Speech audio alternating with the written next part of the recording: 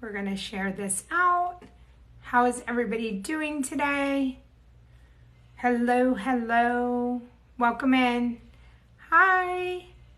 It's travel talk time. I feel like I'm so low. But we'll see. We'll see if Mike joins us. We're going to have travel talk with Mike tonight.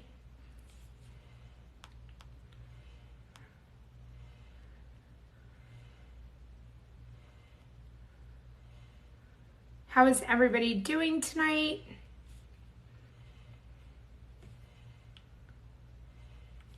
Hi, everybody.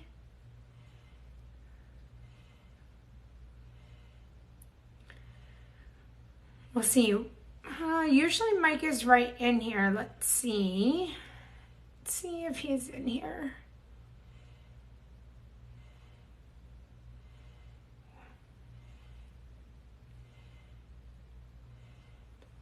Oh. Hey, Rom. We did. We made it to the end of the week. I cannot believe it. I cannot believe it. All right. Hi, Scott. Hi, Kristen. Thank you so much. Thank you so much for the heart me. I appreciate that. Hi, Brooke. I don't know where Mike is. Hey, Kristen. Thank you for the heart me. This face has been in the car for almost 12 hours. Mike was on. Oh, did he go live by himself? So I left at 8:30 this morning. Hey, Megan. And we just got home about 30 minutes ago. Okay, there's Mike.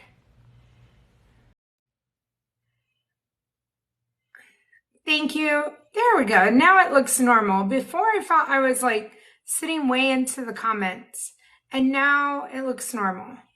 And I always have to remember to sorry guys. Sorry. Turn my volume on. I don't know where Mike is. I'm here. Oh, I don't see you. I'm working on it. Okay. Were you on your own live?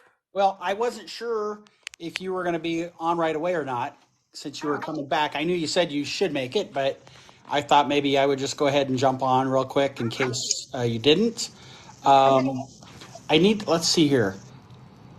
I had a guest speaker. How do I add one more person? Do you know? Let's see. No. Who are we adding? I don't want to tell you right now. Oh. How do I do that? Brooke said she requested to join yours. I don't know if it's yours or mine yours. I don't know. That's right, Ram. I was getting the party started just in case Janelle was held up. Brandon, hello. Yeah, so is there a way to get Brooke on with us? Oh, I don't know. Yeah, let's see. I mean, it took us, 3 months to figure this out, right? Nice. Hi. Hello. I was trying to share. I didn't have enough time. Hold on, let me share this on Discord. I did already. Oh, you did? Okay. I had lined up a guest speaker just in case you were delayed, Janelle, because nobody wants to just listen to me and see me. So I had to line something up. Brooke is a good option. Absolutely. Thanks.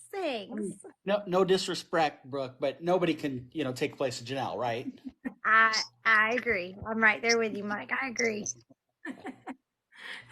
I think she'd do just fine.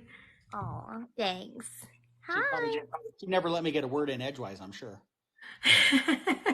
Well, now you got two of us to, contend with.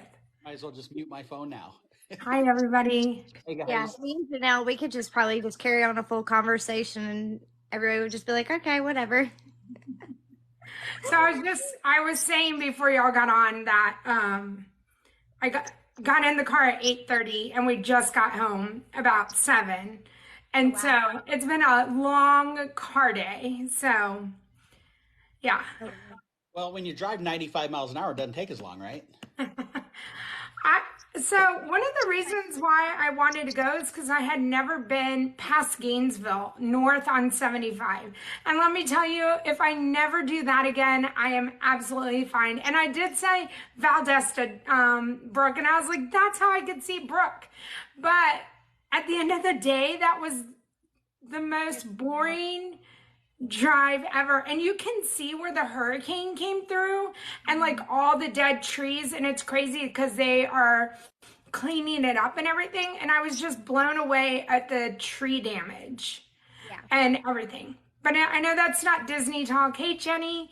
But yeah, so everything went well. And so 6 to 8 weeks of dreadful waiting now. So that's where we're at.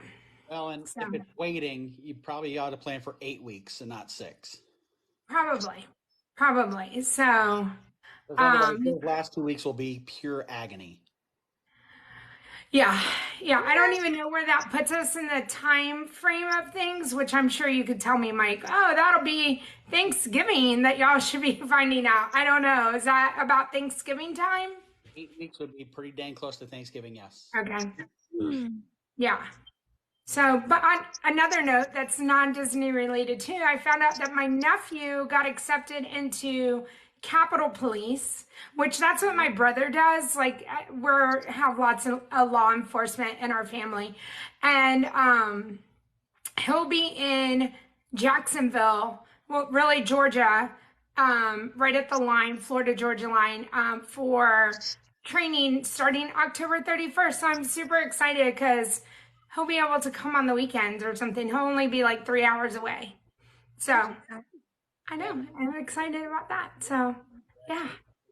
And I was telling Mike, I said that I'm friends with Emma and Hannah on Facebook, and they shared the video. And I was like, they got Hannah.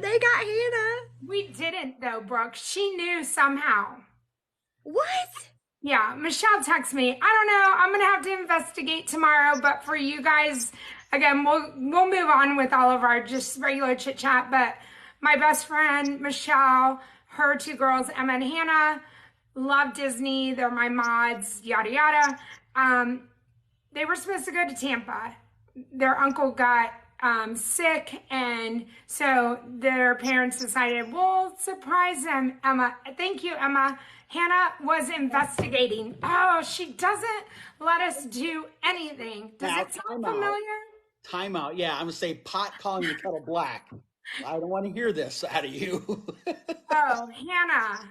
Oh, Michelle and I have been since Wednesday. Like, we got this. We are gonna surprise Hannah. No. So, anyways, they're on their way though. They're at the gate. Yeah. Yay! So Emma and Hannah, safe travels. Exciting for you. And Janelle, I'm so glad that we did get to surprise you. About 2 weeks ago? Yes. With Unicourse. You did. And one day, Hannah, I'm telling you, I'm coming for you so badly on a surprise. You just wait, Hannah.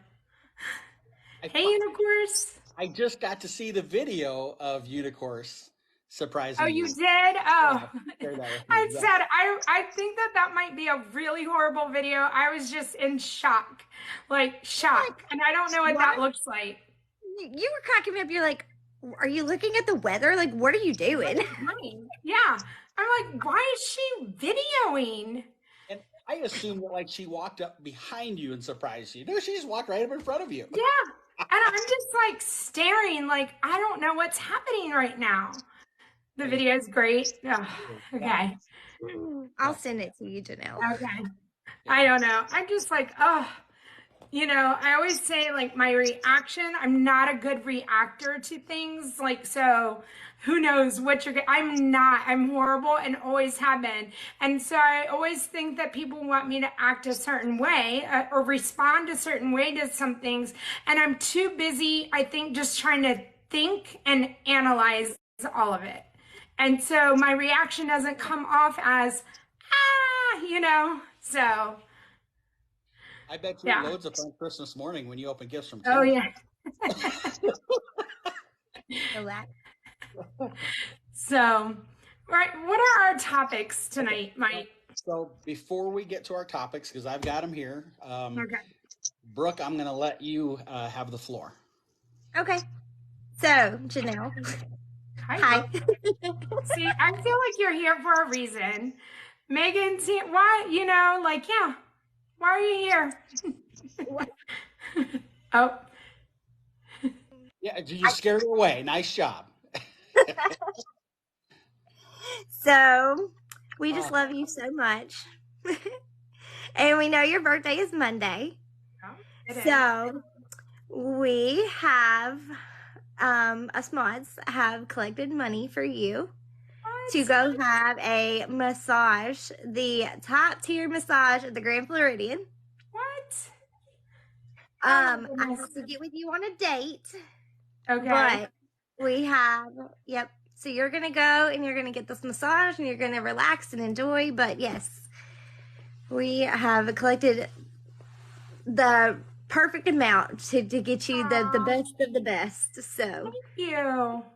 Thank you, welcome. guys. Happy birthday. Thank you. You're so welcome. You're so welcome. See, again, yay! Am I... Look, that's how excited I Yay! Okay, yay, thank you so much, everybody. You're So, thank you so much. You're Thank you, welcome. everybody, for being here. now, Yep, I sent it out to everybody, and I was like, y'all, I was like, we're gonna do it on the live with them tonight. I was like, because I didn't know I knew with Emma and Hannah coming in, and how your weekend and Ansley coming in. I was like, I don't know when we'll tell her. I was like, perfect. I was like, we'll just do it It's a tonight. perfect opportunity. It is. Yes. Thank you. Thank you, Robbie. yeah, Rob. Thank you. Did Tim know? Did Tim know? No. No? Okay. I'm like, he can't keep a secret for anything. We're not He does we're not telling know. that guy No. anything. And that's why I didn't tell him, because I knew he can't keep secrets. But we figured after, a few long weeks of back to back to back of all of us coming and seeing you, you probably needed a little relaxation time. So I love a massage. Like, of any of the things, that is one of my favorite gifts to give. So I don't know how y'all knew or figured it out, or maybe I just talk about it enough, but I love a massage. So thank you. you're so So, yeah. And I'll be so excited to be telling you about it, what it's like to go there. Maybe I'll have to add on maybe the braids too, Brooke. Yeah, you need to do that, and then send me a picture and be like, okay, here's what they look like. Yeah, but now we want to see a before picture and an after picture. After, okay. Monday, Robbie, which, again, I found out, I don't know what today, yesterday, hanging out with Ron, that on Monday, this can be a lead into our thing, but thank you again, that starting Monday, Festival of Fantasy Parade goes to one time a day, and it's at 3 p.m. Ooh. I'm not, yes. I cannot believe that. I know that takes away our Mondays at 12. It does. Ears. What? Look at my ears. Come see. I want you. Come Sorry, we have kids. Go. And then also, it might be Monday, the first two. I want to say the park starts closing at 9 p.m. Yep. And Bye, See you Emma. soon, Emma. I'm so glad y'all were able to join. Hours. yeah, Emma. See you soon. Yay. If that's the case, Chanel, it won't be long and Animal Kingdom will start closing at 7 o'clock, like it Yep. does in the winter. Yeah, so he was showing me, but yeah, they took away that 12 o'clock parade. It was just a matter of time before that happened. I was surprised that they kept it as long as they did. Yeah. Winter hours, yes, Florida road trip. Winter hours. What, it must have dropped down to 78 degrees, and so they said it's time for winter? I don't know today. I don't know what today in the parks was like, but just when we got here, it's like a yucky, misty, rainy kind of a day. So, I don't know. Yeah, Obviously, winter, fall has set in. the sun only shines when you're there, Janelle. Yeah. Well, it was sunny in Tallahassee. So, and then we got here. So, yeah. So, so that happens starting Monday. Yep. So, Mark, we're gonna, it's a meeting of the minds, Mark. Janelle and Brooke and I just happen to be on the sideline. so we're gonna have to figure out our Mondays now. It's gonna change. Yeah. Which is good. Disney's like forcing us to I don't know, does Neil's time stay the same? I don't know. Like we're gonna have a whole new Monday.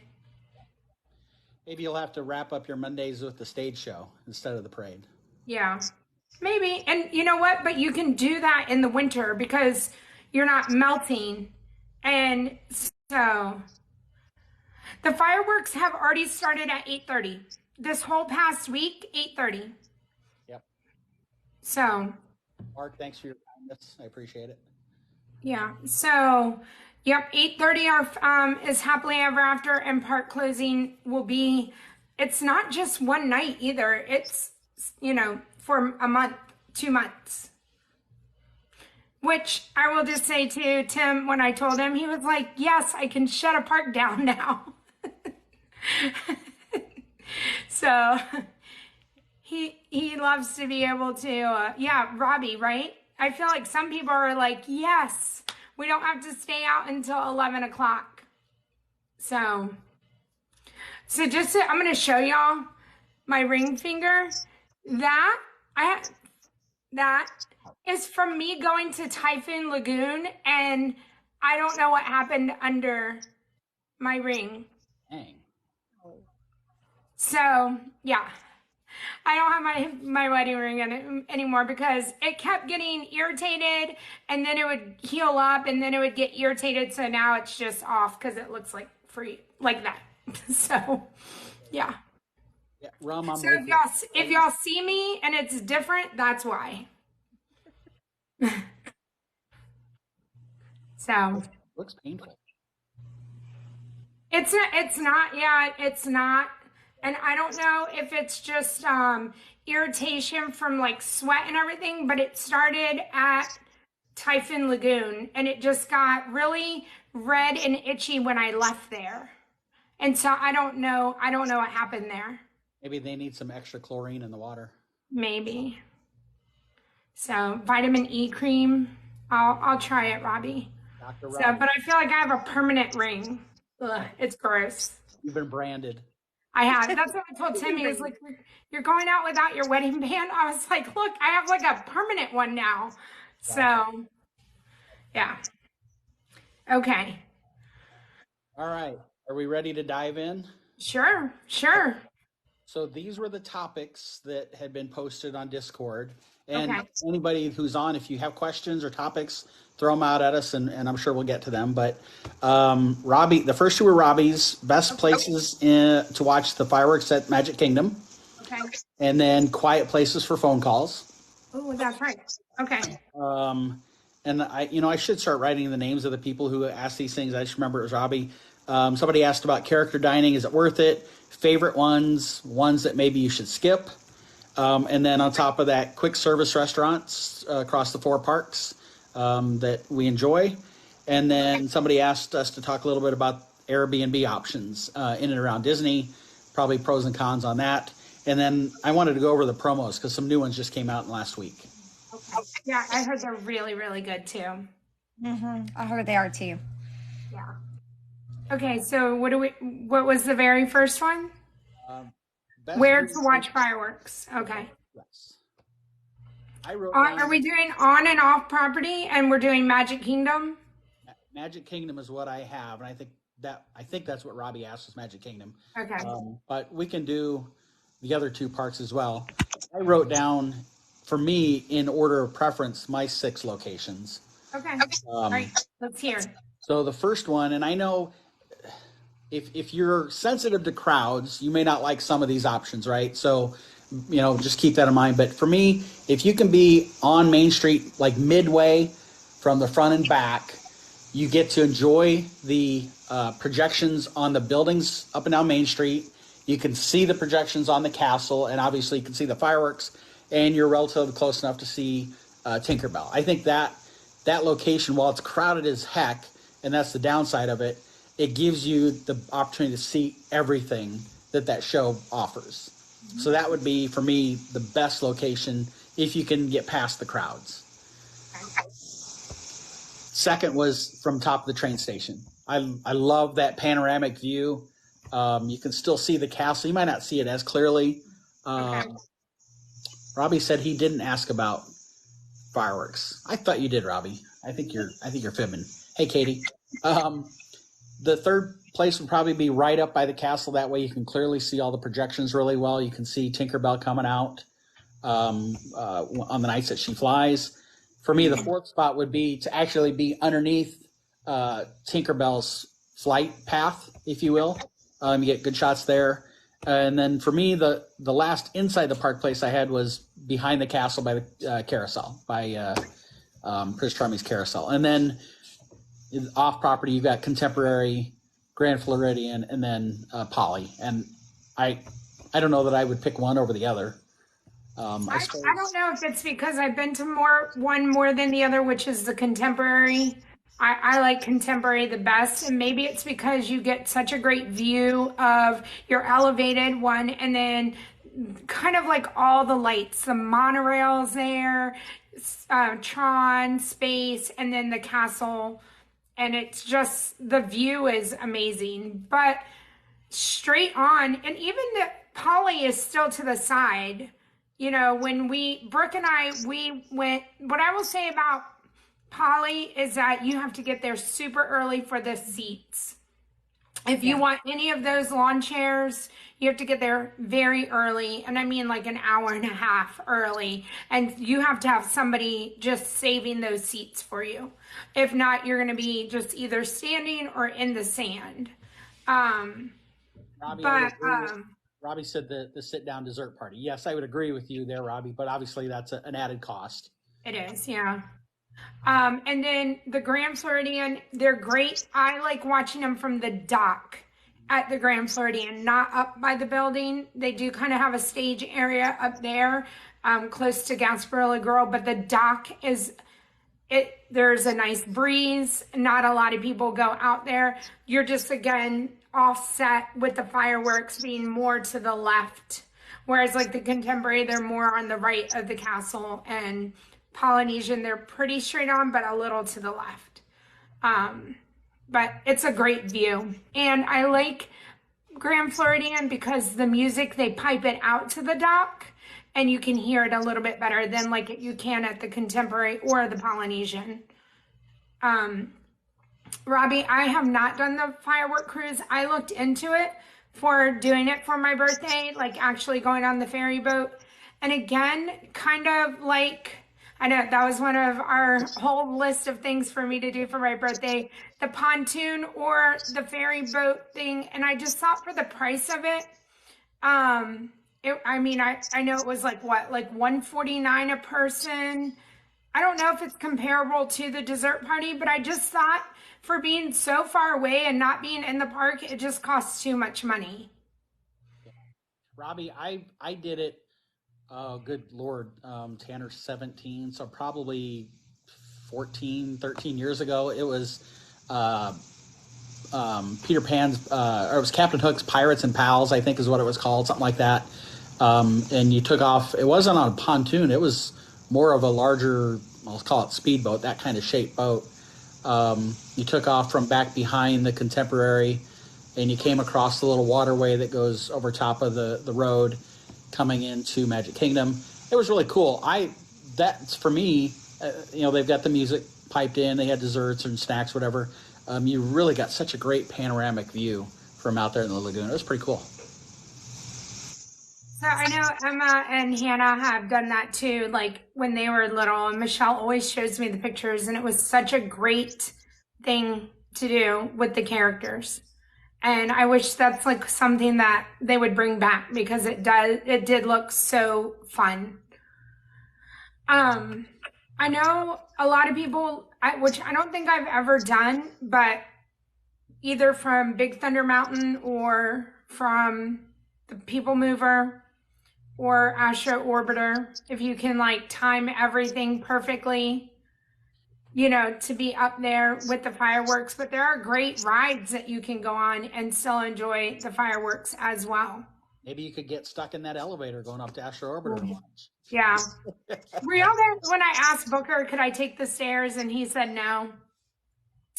And I was like, okay, because we had just talked about Disney accommodating and like, would they accommodate you? And he was like, no. The only way you can use those stairs is in an evacuation. So anyways, I will say my favorite is right up front, like right up front in the castle. I'd love to see all the projections. And if it's your first time and you're going there, I would send you right up front. If the crowds are fine and you're fine with that, that's where I would send you. I always remember that night that you and Jen did the live together, and she was up at the castle and you were at the train station. That was so cool to see both vantage points simultaneously. Right. And the only thing I'll say about the train station when I just did it, and again, I wasn't live, and so y'all didn't hear, but we just felt like it was loud up there. What? Hey, Michelle. See you, Michelle. See you soon. Yeah, it was loud. Like the train station was so loud as far as like just people talking. They don't dim the lights with good reason. There's stairs and everything. However, it was very chatty up there. But that would be the only downfall of it. If you're like really trying to get good audio, it's not going to happen from the train station. Yeah, you're right. Yeah, and Mark, you're right. The projections are amazing. And that leaps me to, I know so many people want them to bring the icicle lights back to the castle for Christmas. I think they can't, if they're going to do projections, they can't do that. And that's a good point, of course, is, Soph, she's scared of the fireworks and she felt protected in that train station area.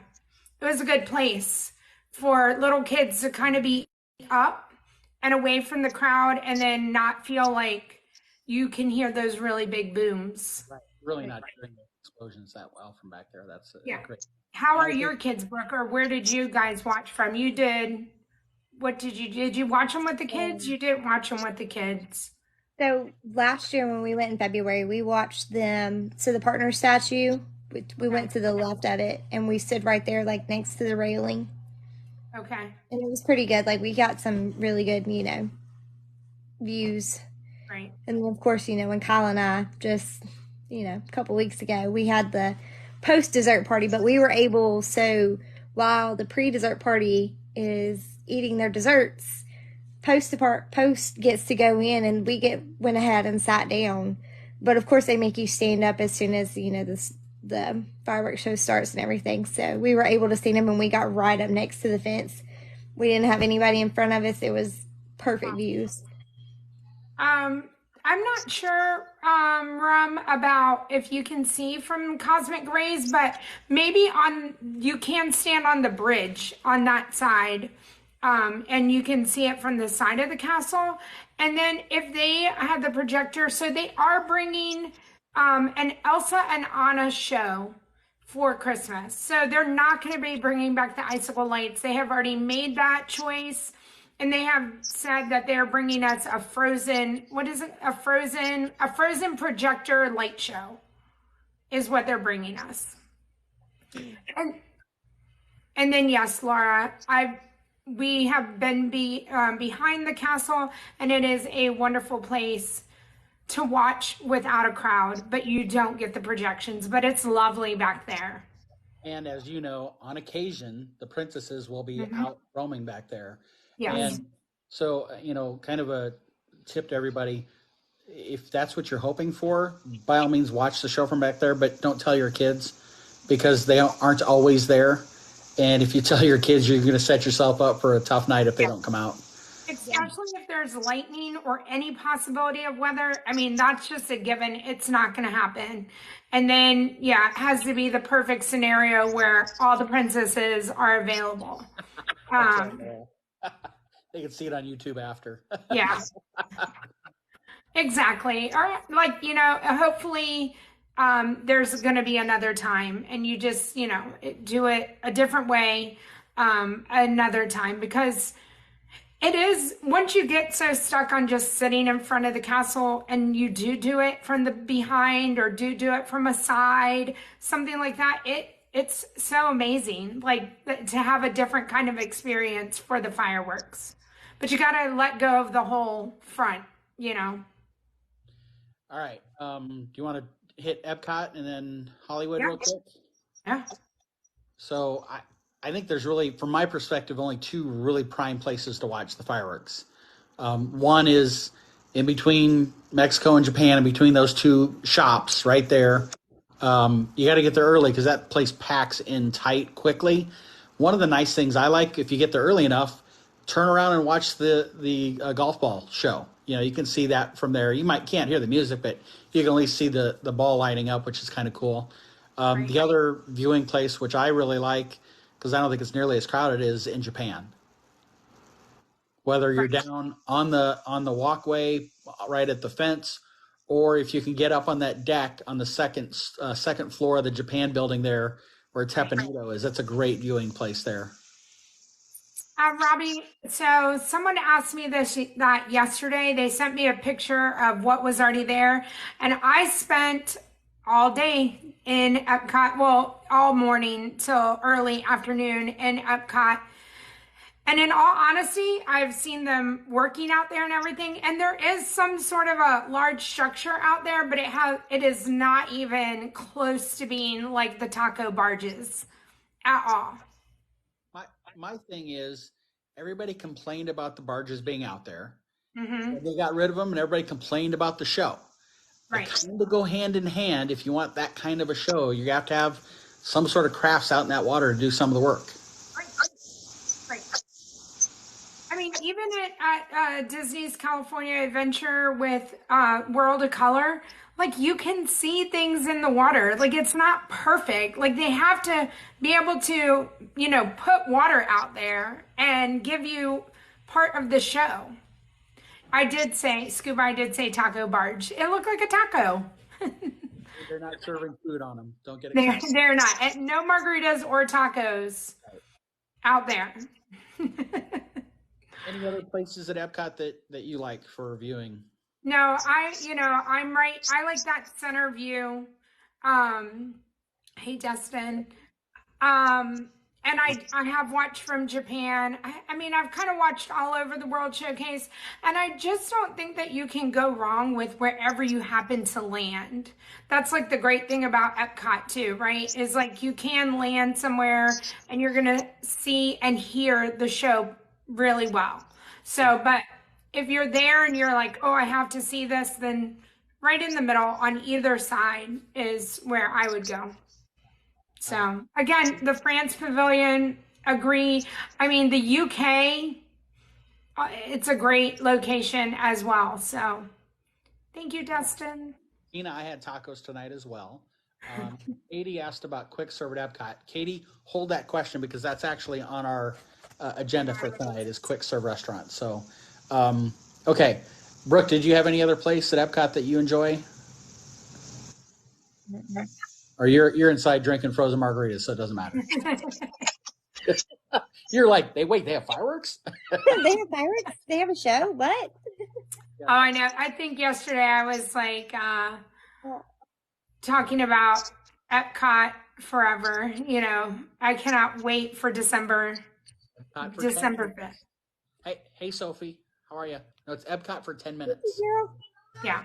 I still think, and I think I told you this when you're live, is the new show, the name of it, kind of alluding to the fact that it's part of Luminations coming back, part of Harmonious coming back, and so it's Luminous. I mean, awful. I know. Awful suspicious. Okay. Hollywood Studios, Fantasmic. I like to be right in the front, but again, I don't think you can go wrong from wherever you end up in the stadium. I completely agree with you. Just about anywhere is good. I don't think I'd want to be on the far right or the far left. I think that obscures some of the vantage points. But I love being down front too. it just depends on which direction the wind blows, whether you're going to get wet or not. Yeah. I will say, even being on the far right or the far left, there's like the little water fountains with the projections on both sides. So it's almost just, like sitting in the front. But also, it's kind of like the castle thing. It's a different vantage point. If you're all the way on the right, you can see the steamboat coming. You can see the princesses. You kind of get a little sneak peek of like some behind the scenes stuff.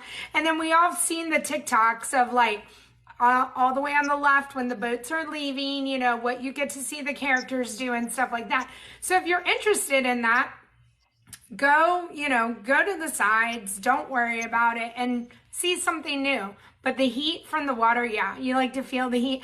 Mark, I feel like you can feel that heat from anywhere, from the water. Whew.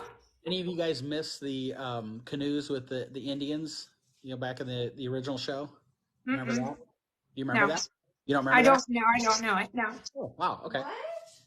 I know, yeah. Well, Janelle's she's turning 21 next week, so she hasn't been around that long. All right, so that was viewing stuff. So, Robbie, you're still here. So let's get to quiet places in the parks for phone calls. Yeah, Robbie, those quiet places would be the really fancy restrooms that Janelle told you about last week, because there's nobody at them. Basically. Robbie, you can have your own phone booth. So I know last week we kind of touched on this and talked about if you're at Magic Kingdom and you have the time to walk on over to the Contemporary Resort on the second floor. It's very quiet. There's a lot of seating up there. It's a great place to take a call, or if you have a work call or a Zoom call or something like that. If it's an emergency call that you have to take, depending upon how quickly you have to take it, I would almost bet, Janelle, if it was an emergency, if you walked into the first aid centers, and you said, "I've got an emergency call I have to take," I'm sure they would let you do it, and it's going to be nice and quiet there. So right off the bat, like I can think of like up in Mickey's Town Square, in the Town Square Theater, that like little shop in the back where when you come out from Mickey, there's never anybody back there, especially all the way in the back of that store. It's an empty store the majority of the time. You could probably go back there and take a phone call and never be bothered and be pretty quiet. And I would go back to the Splash Mountain bathroom area too. It's very quiet back there. And you also mentioned the second floor of Columbia Harbor House. Harbor House, yeah. Yeah. Quiet, not very many people up there. Yeah. I found it to be a great place to let my phone cool off when it overheated last time I was there. Okay. There you go, Robbie. Yeah, or like inside the firehouse would probably be a good little place to duck in. Yeah. Not while the parade's going on or anything, but any other time.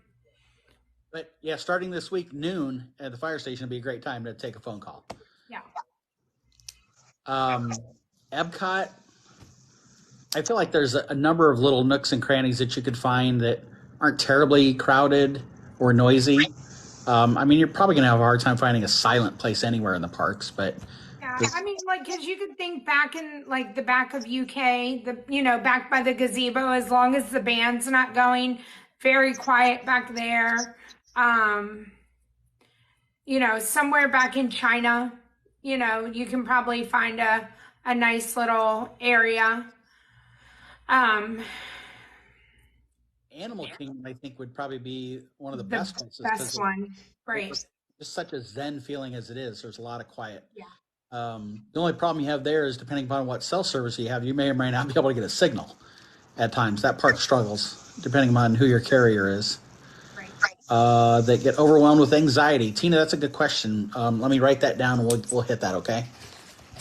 In Hollywood, good luck. The only place I could think of. Are you saying something, Brooke?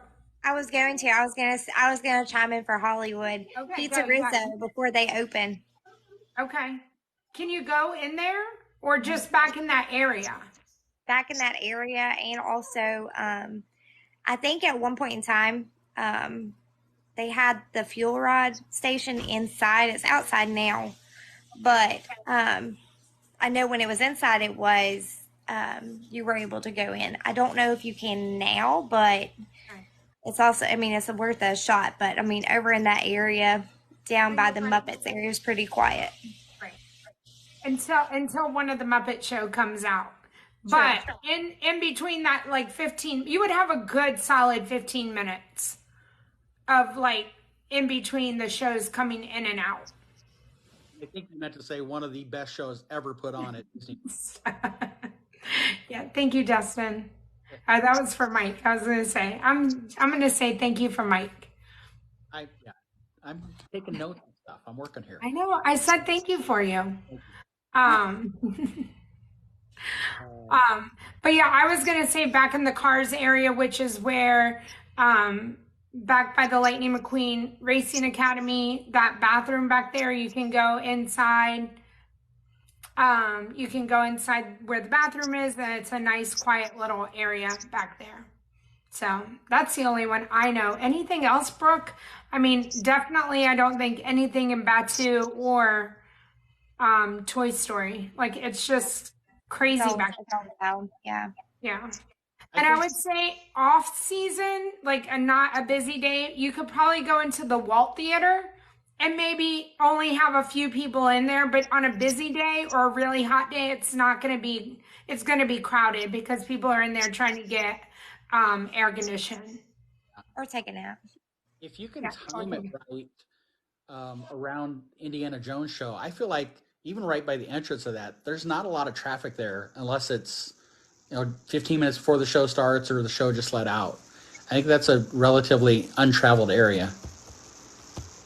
Yeah. So, okay. Katie, is Katie still on? She was the one who asked about quick serve on here, so I thought we'd jump to that because that was on the list. Okay. So, Katie, if you're still here, message. Yep, okay, perfect. So, Katie asked about quick serve at Epcot, and actually somebody had asked us about quick service at all 4 of the parks. So, okay. Brooke, we'll let you go first. Pick your park and tell us your favorite. Okay. Magic Kingdom, it'll be Columbia Harbor House. Brooke, did you hear me? What did you see Brooke go? Oh, Brooke, you go. Sorry. I was just started talking. It's okay. I'm not used to our guest. You go. Go. Magic Kingdom, I would say the Friar's Nook. I love the loaded tots. It's macaroni and cheese, tater tots, sour cream, and chives, I think, on the top. It's pretty good. That would be that one. Hollywood. It's a toss-up, to be honest. Between what? I love the back lot. Okay. I love back lot. I love What's the your hamburger. favorite thing to get from there? A hamburger. Okay. Oh, good old classic cheeseburger hamburger. I mean, it's just good to know. I was like making sure it wasn't something like a specialty thing that they had. No. Or the Cuban. That's a good one, Robbie. Oh, I haven't had that. Do they still have the chicken and waffles at Backlot? I don't think so. That would have been right before COVID, maybe in 2018 we were there. Okay. Yeah, they had it then. It was really good. Right. The Ricky cookie. Yes, Robbie. You tried the spring rolls. Okay, so then Epcot, Brooke, what do you have? So our first time at Epcot in like years, we didn't get to go last year, but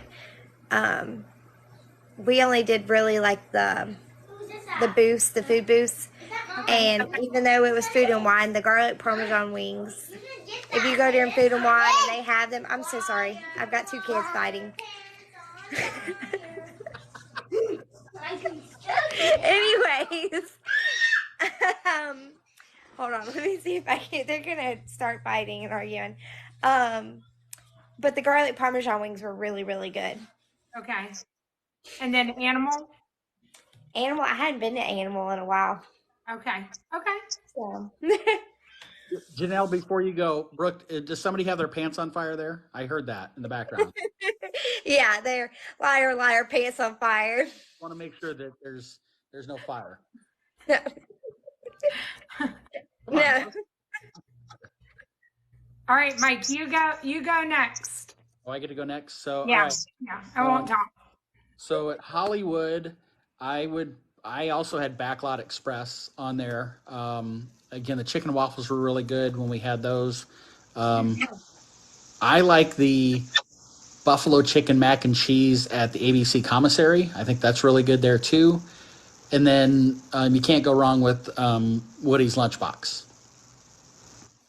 So that's Hollywood for me. Animal Kingdom, I struggled with that one because we typically do Tusker House in the morning, and we eat so much that we're not hungry for several hours. So it's a while before we're ready to eat again. But Pizza Safari and Flame Tree would probably be the two that I would name. You got to get the corn though. Over there, is that in like Africa outside the safari? You got to get the corn. Magic Kingdom, we're pretty plain Jane.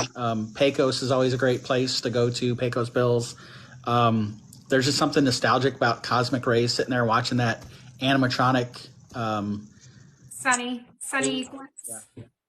Yeah. Playing, and then of course Casey's with the corn dogs are good, and then at Epcot, Regal Eagle, we really like that in America, and part of that pick is for all the times when my parents go with us. My dad is as picky of an eater as you can get, so we're always going to the American Pavilion to eat. So we've kind of come accustomed to that. I wish Sunshine Seasons was open later in the day because I do like that. I agree. And I think that's all of them. So Janelle, you're up. Okay. I apologize for talking out of turn. Okay, Columbia Harbor House is my Magic Kingdom go-to.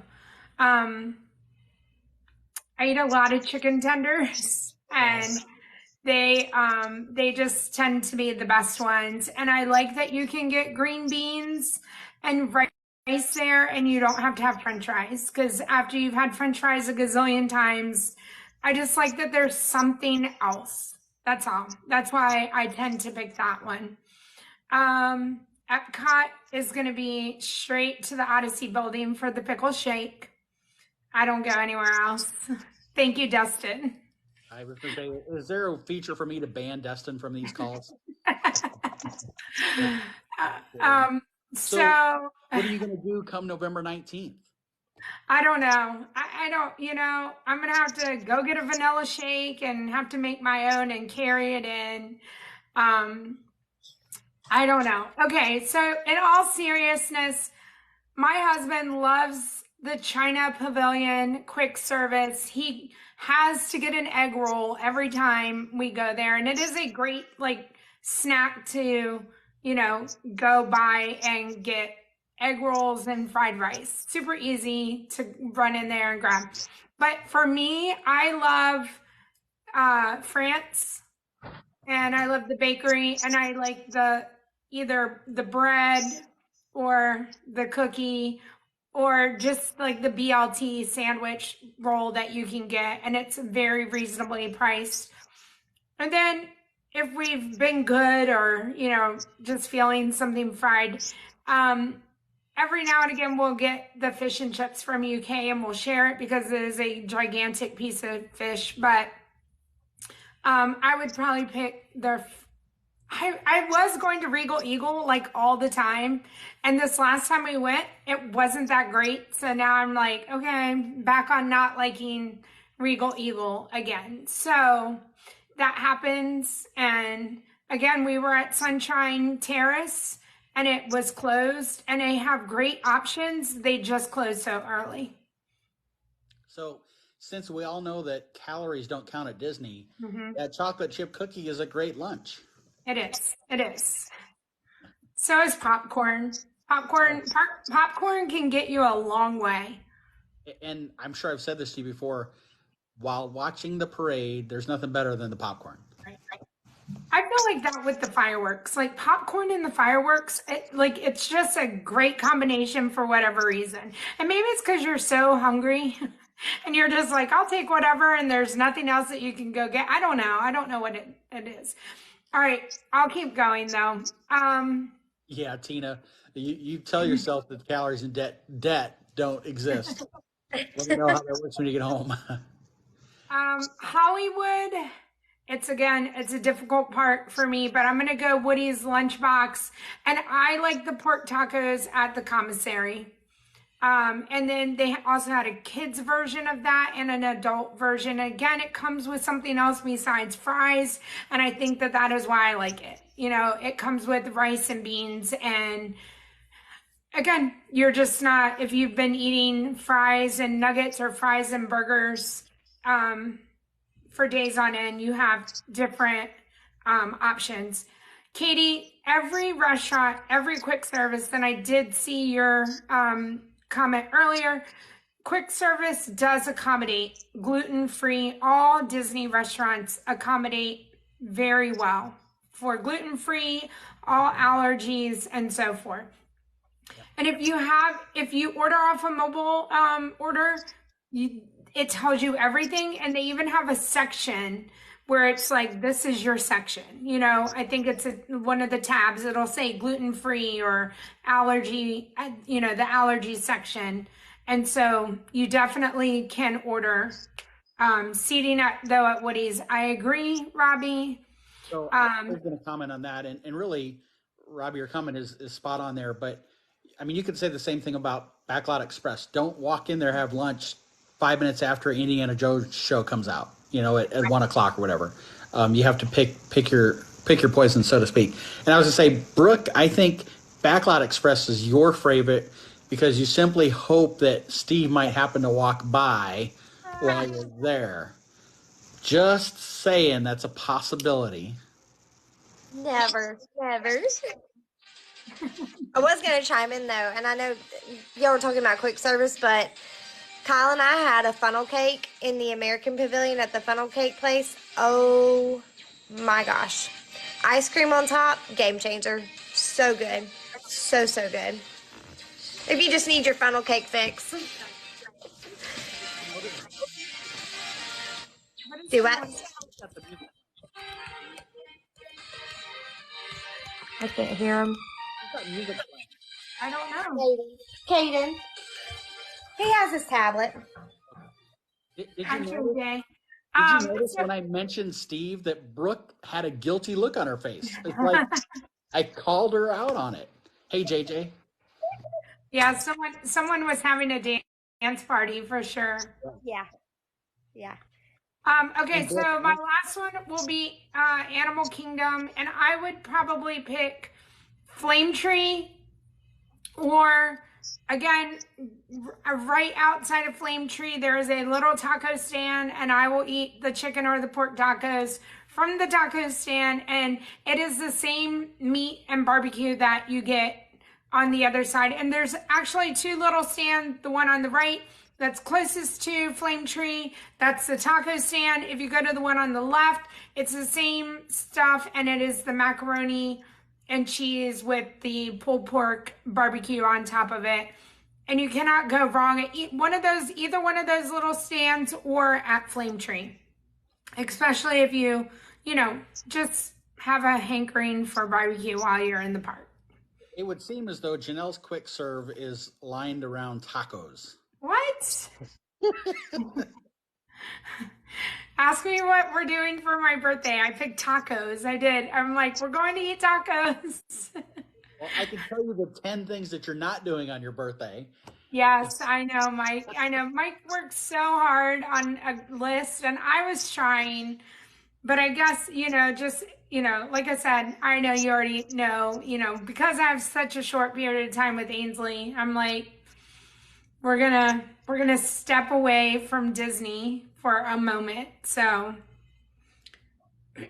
yeah, tacos are life, JJ. So no Taco Bell. No, it's not gonna be Taco Bell. when I was growing up, my dad would always say, if you can put a tortilla around it, it's fine. Like that's how you should eat everything. And that's how I was raised. So Picturing all sorts of foods with you putting a taco shell around it. yeah, I mean, like that's how, like life is good. Like, if you can put a tortilla on it, we're good. Um, so, so yeah, I mean, again, Animal Kingdom, are there restaurants at the Springs that are a must? Oh, that's a good question. Brooke, go with your favorites. Chicken Guy, hands down, number one. And Say it I again. didn't hear that. Chicken Guy. Hey, can you put Yep, Chicken Guy. yeah, Chicken Guy is a really good must. service. Kyle and I, we took our leftovers back to the room, and he walked back inside. I'm sitting here just eating a chicken tender in bed. I'm like, it's so good. That's the best. Megan and I ate a Chicken Guy too. Like that's a must for her. Yeah. The Polite Pig, Mm-hmm. very good. And then I really, really, really wanted to try Chef Arts, but I mean that I would say that if you don't want like to have like a sit down, those two, Chicken Guy and the Polite Pig, are both the best. Yeah. Mike, do you have a quick service at the Springs? Not. Okay. I don't go there very often, and usually when we do, it's a couple hours of shopping and then we're out of there. Okay.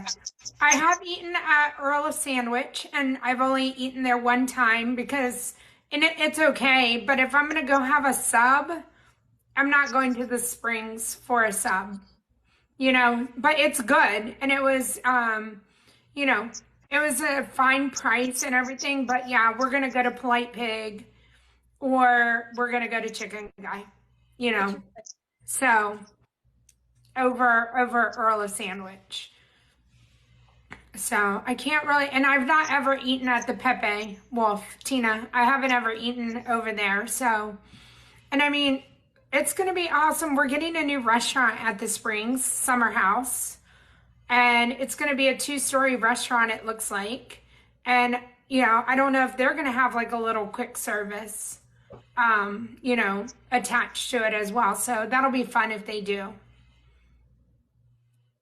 So Chef Arts is so good. That is it's always a toss up between Boathouse and Chef Arts for our sit down restaurants at the Spring. So definitely for brunch as well.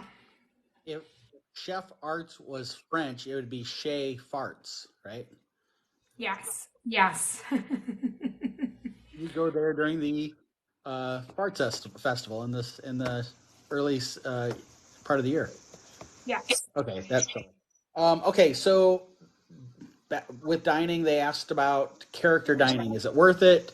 Okay. Favorites and ones that you skip. Okay. Janelle, you can go first this time. Ooh. I don't do a lot of character dinings, but I loved the Garden Grill breakfast. And I do think that it is worth it if, you budget for it and you, make sure that you go to the ones that your kids are gonna, maybe would be hard to wait in line for, like Ohana. It's great too, but if you want to see, Minnie Mouse or some, make sure Minnie's not at Garden Grill either. So I would say do your research as far as like, if you're into princesses, you shouldn't want to go to Ohana, but if you want to get Lilo and Stitch's signature, and that's something like that you can't do in the park, then I would go to Ohana. And I would say that Ohana and Garden Grill were very comparable in their food. I think I would pick Garden Grill because of the ease of getting into it. If you're okay with not seeing Lilo and Stitch and having to deal with how difficult it is to get that reservation. So I agree. I mean, I loved it, Robbie. I mean, I would, but it's so hard for people to get in, and you know that. And you know that's the problem that you're having with Chef Mickey's too. So if you could go somewhere else, I would highly recommend, but you're not going to get Minnie Mouse at Chef Mickey's, I mean, at Garden Girl. And you're not going to get princesses there. And I've not ever been to, is it Asker House? I know I always go through this in Epcot. And then Cinderella's Royal Table. I just am not a fan of the food there. And so it's very hard for me to say, oh, everybody should go there and spend that kind of money when I don't even know what little kids would eat from there. Brooke, what do you got? Y'all are going to be like, what? But we have not done a character dining with our kids. Okay. I know. So our trip last year that we went in February, it was supposed to be in December, and we had several character dining reservations, and we ended up having to cancel them because we had to move our trip because both kids were sick. So we lost all of our dining reservations. And then Kyle and I were supposed to eat at Ohana, and then I canceled that one so that we could get home on that Monday because we had to be back early for the kids. So I'm sure my grandparents did a character dining at some point whenever I was younger. I don't remember what they were, if we did. But yeah, Yeah, I was going to say, I've done Tusker House and Crystal Palace long time ago. Like, I can't even count it, as far as like what it is currently, to say, is it as good as what I remember? So a handful of comments that crossed my mind. First off, what you just said there, Janelle, I think about this for ourselves. An experience you had at any one of those restaurants pre-COVID is likely not going to be the same experience you have post-COVID. So keep that in mind. Some of those memories that you had, they've altered, right? Most all things in life has altered since COVID. So keep that in mind. Robbie, I see your comment about expensive and some of that stuff. So I would tell you, first off, you're doing a character dining experience more for the experience and the character and less for the dining. So keep that in mind. If your expectation is we're paying $55, the food better be, top notch, you're going to be disappointed. I'm not saying the food is bad. Some of the places, the food is really good. Robbie said no Taco Bell earlier. I'm perfectly happy with Taco Bell. So give me any of those character dinings and I'm golden. But so something Janelle said earlier, know which characters are at which dining events. If you are a Lilo and Stitch fan, you have to do Ohana because it's the only place you'll see Lilo, and it's the only opportunity you're going to get an autograph from Stitch and probably a picture. You might get a quick selfie flash at Magic Kingdom when he's wandering around, but that's about it. As far as, is it worth it? For us, when our kids are little, if we could sit down in air conditioning and take a load off of our feet when you're pushing kids around all day long and sometimes carrying them, and you take a break, it's worth it. If you can get 4 or 5, sometimes 5 character autographs in that hour and a half while you're eating a meal, it's worth it. That hour and a half, if you had to go stand in 5 character lines, it's going to be more than an hour and a half. So from a time perspective and what your kids get out of it, it's worth it. I would say that. But understand the budget. Don't break your bank just because I'm telling you that it's worth it, obviously.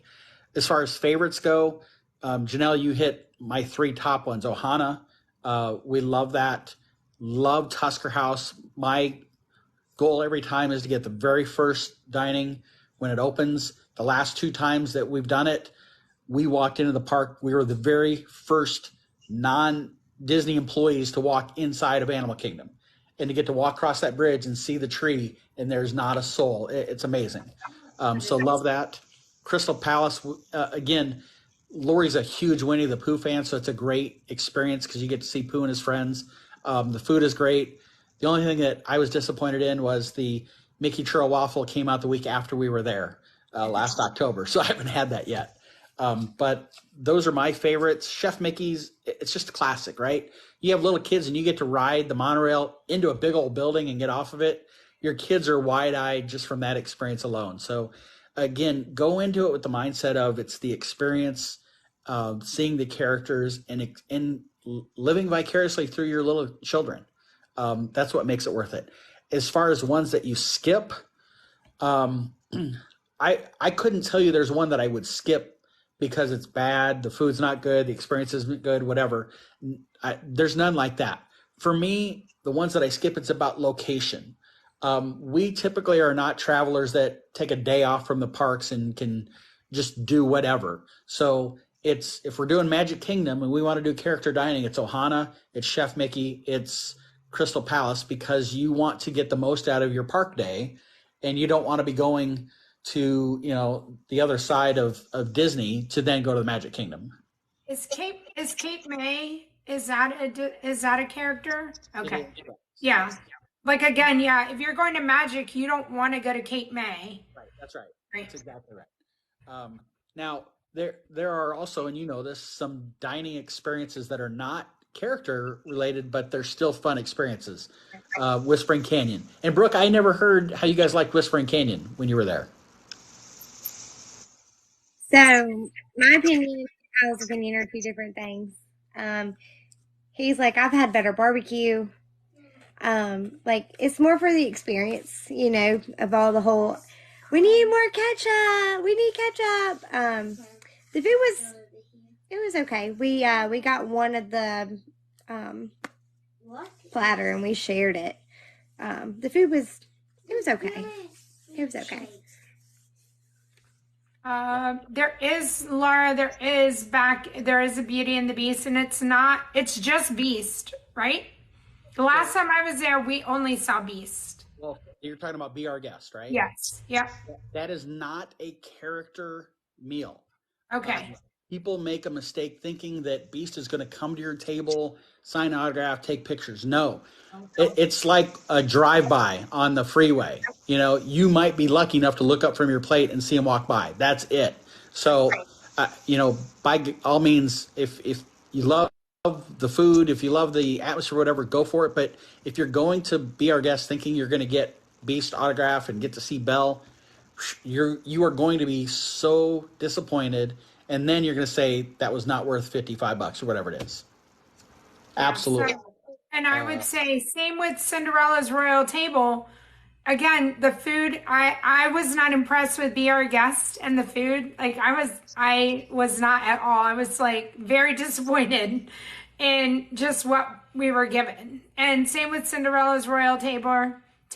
It just, you know, it might be okay for some, but I highly recommend that you check out the menu before you go. So, you know, Thank you. Cinderella's Royal Table, CRT, you're doing that for the experience. So their kids can say they got to see Cinderella in her castle while they ate. But if your kids are into the princesses and you want a decent meal, better meal than that, do Akershus at Epcot. The food is much better there. And you see 4 or 5 princesses. Right. Absolutely. So again, I wouldn't, there's no, how is Crystal Palace? Gene, love Crystal Palace. Food is good. The service is great. It's a buffet, all you can eat. You get to see Winnie the Pooh, Tigger, Piglet, and Eeyore. They're great. So I don't know if I missed any other comments. Off topic for the character dining, is Le Cellier in Epcot worth it? I've not ever been, but every person I've talked to, they say it is. So, Laura, so I know that they changed it, Laura. When I was there, we only got to see Cinderella, and that was before they just changed it, 3 or 4 months ago? So do the princesses travel around now? Where? At Cinderella's Royal Table. That's what I wanted to clarify, because we also mentioned at Epcot. I've never done CRT, I'll be honest. We've done Akershus 2 or 3 times, but it's been, again, Tanner's 17, so it's been 10, 12, 15 years ago. The princesses, so if I remember there, 4 princesses walked around to your table.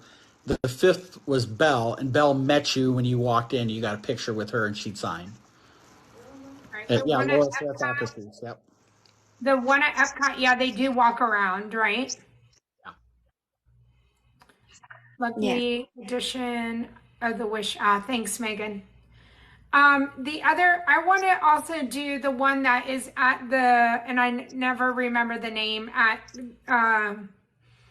the lodge, the Snow White and the Seven Dwarfs. Oh, shoot. Artist Point. Yeah. That's like one that, again, know your characters, that would be a great one to do. Yeah, Megan, maybe that's one of the ones we plan for next time. It just looks like, and I will say too, I've seen TikToks on it or YouTubes, and the food does not look like it's up my alley. However, they don't have tacos there, but the characters are what would draw me in. I can't imagine nothing saying taco more than Snow White. Right. Right.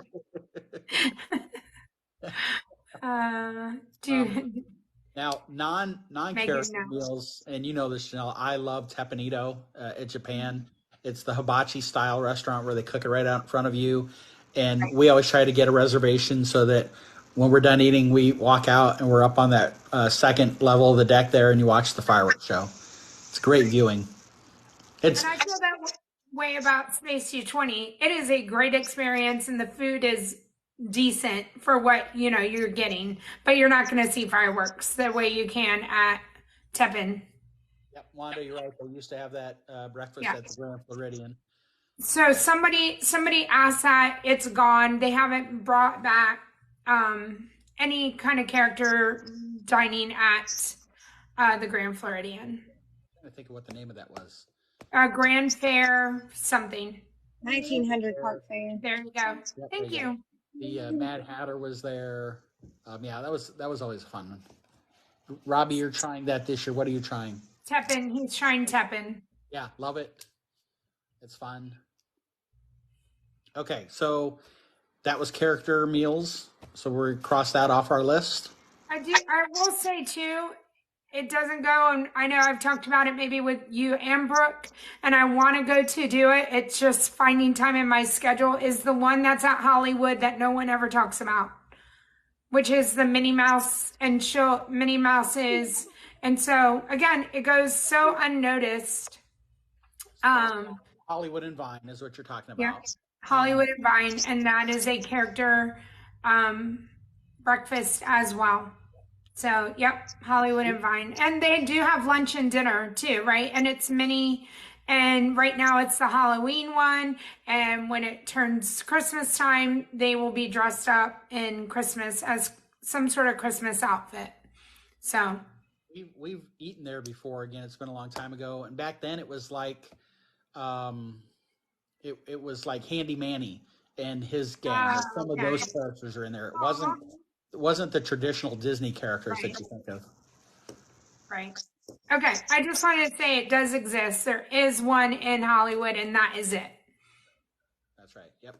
And yeah, that's the only character meal at Hollywood or at Hollywood Studios. Right.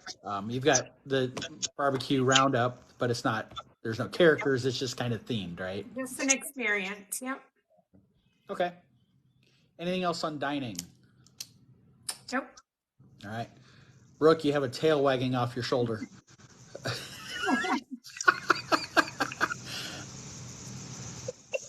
Oh, good. I thought maybe you had a ponytail and it could do tricks. All right. Next on the list, Janelle, was Airbnbs around Disney. Okay. Yeah, Wanda. Again, another great experience. Yeah, love 50s Prime. And I think the prices are good too. Yeah. And the food, I thought the food was good. Yeah, it was. What did you have there, Janelle? I had the chicken Caesar salad. It was good. You and Tanner had the chicken Caesar. That's right. Yeah. I think I had the pot roast. It was really good. Really, really good. If you clean your plate, you get a special sticker too, by the way. Yeah. They prefer that you not clean it with your tongue, though, just so you know. Um, but no, that's a really fun experience at 50s Prime. And again, the food's good. I'm not big on sci-fi dine in at I Hollywood. wasn't either. But I did it pre-COVID, and I didn't have like the greatest experience, and it was just Chase and I, and it was okay. And I've just not ever wanted to go back. Liberty Tree, Katie, I did that. When did I do that, guys? Maybe about 6 months ago, 5 months ago, and it was really good. All you care to enjoy. It was a great experience, and the food was really good. Yeah. I think sci-fi, the food was marginal at best.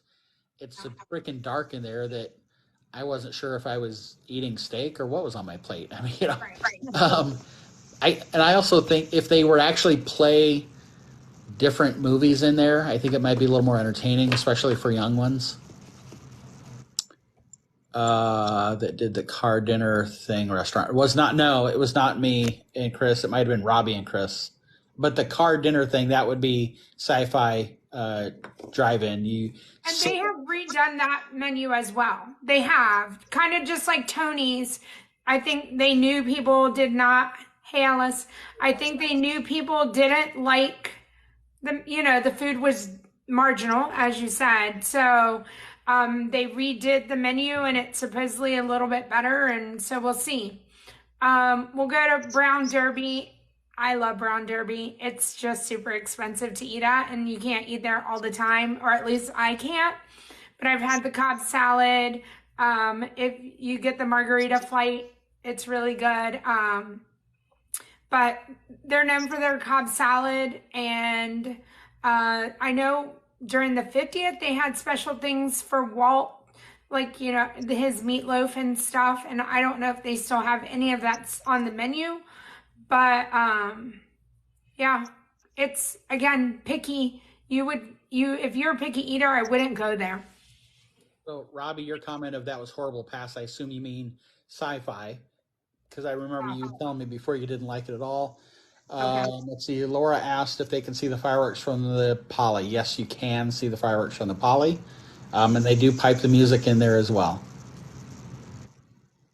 So, yeah. No, I've not ever been to Cheddar's here in Orlando. So, nope. I've been to Cheddar's in Omaha, but I'm sure that's not what you are interested in, unless you want to come to Omaha. If you're coming to Omaha, wait till January. It's much better in January here. So, okay, we can move on now. Let's see. Airbnb was the topic. Okay. So, there's not a lot I can say. I think the question was asked about Airbnbs if you have a larger family that maybe a hotel room isn't as convenient for. Anne-Marie, hold your question real quick. We'll circle back to that. We have stated a couple of Airbnbs over the years down there. The upside, again, I think I've said this before, is location. If part of your vacation is going to be at Disney, part of it at Universal, part of it at SeaWorld, you can get an Airbnb that's centrally located, which is convenient. Typically, your price point, especially with a larger gathering, is better than if you're getting 3 hotel rooms at Disney, for instance, or you're getting a 3-bedroom suite at the Riviera or something like that. You're going to probably find something that has more size and maybe some amenities. You might have a hot tub in the back or your own private swimming pool, things like that. So those are some of the upsides to the Airbnb. The downside is, first off, you got to drive. You got to have your own vehicle. And I mean, if you're driving into town, you're going to have your own car. If you're flying in, you got to rent a car. And Robbie has made this point in the past. There's a rental car shortage. So finding a vehicle might be a challenge. Finding one at a reasonable price is definitely a challenge. For me, the other part that I struggle with is after a long day at the park, the last thing I want to have to do is get behind my wheel and drive back to someplace, especially when I'm not a local. And it's not like I'm driving to Pop Century on Disney property. I have to leave Disney property, maybe go through some tollways and things like that. That's added expenditure that you're not planning, and you're just exhausted. You have to pay to park when you go to the parks then, since you aren't staying at a Disney resort. And you get another complication there is, let's say you are driving yourself and you're going to go do breakfast at Ohana and then go to Magic Kingdom.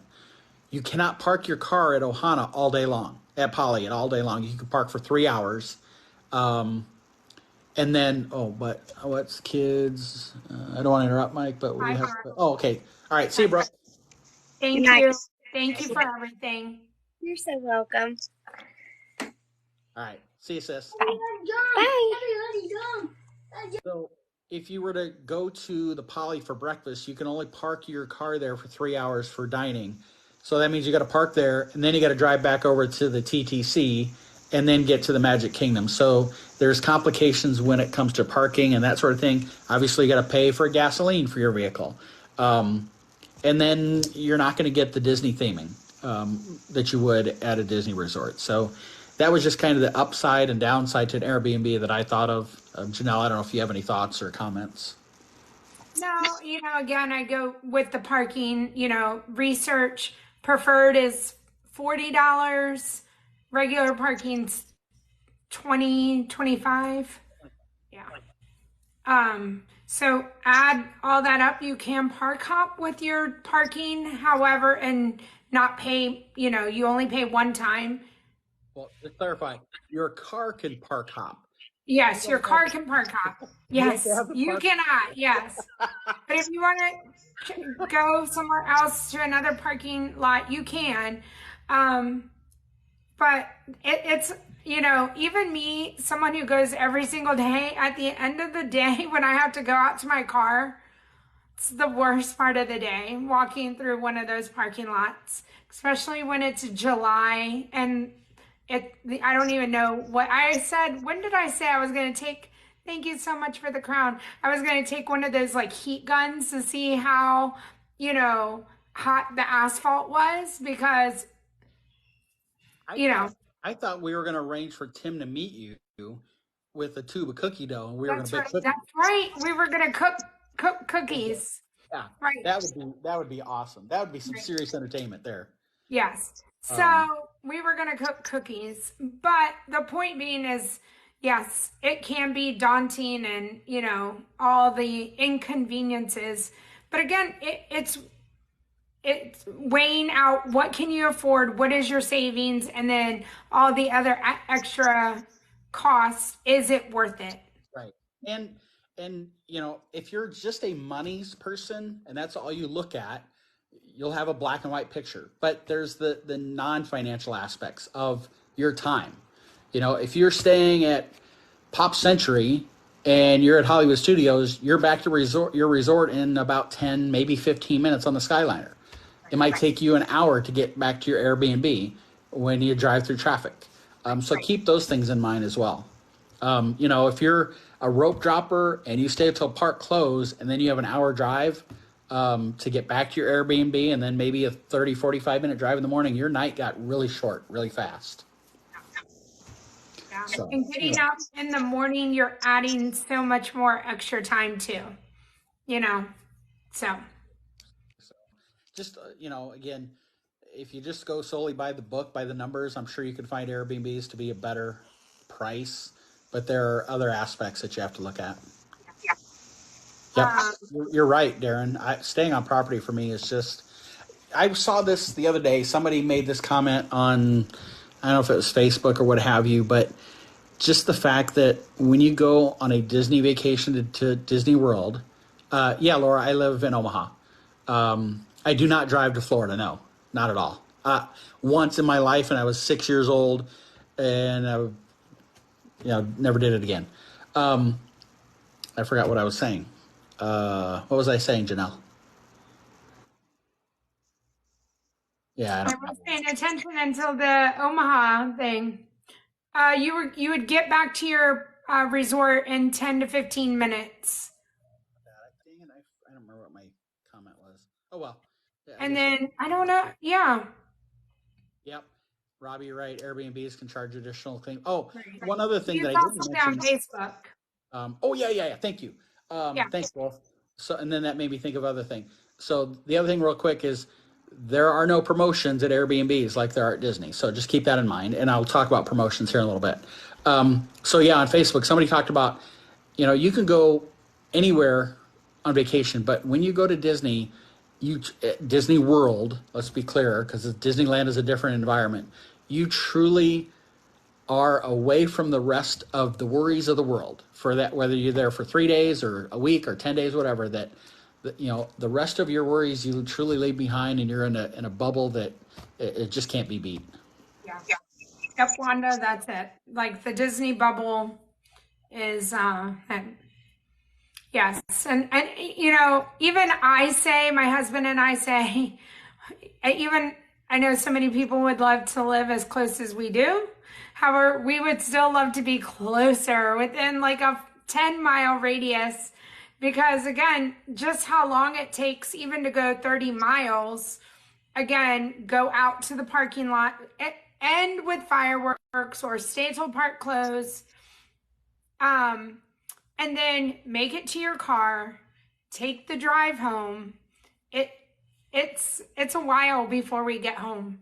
And Janelle knows that I always bring this up every time. A lot of times when I think about these things, I'm thinking about the family who has 2 kids. And I don't mean 2 teenagers. I mean a 4-year-old and a 2-year-old, or 4-year-old and a 7-year-old.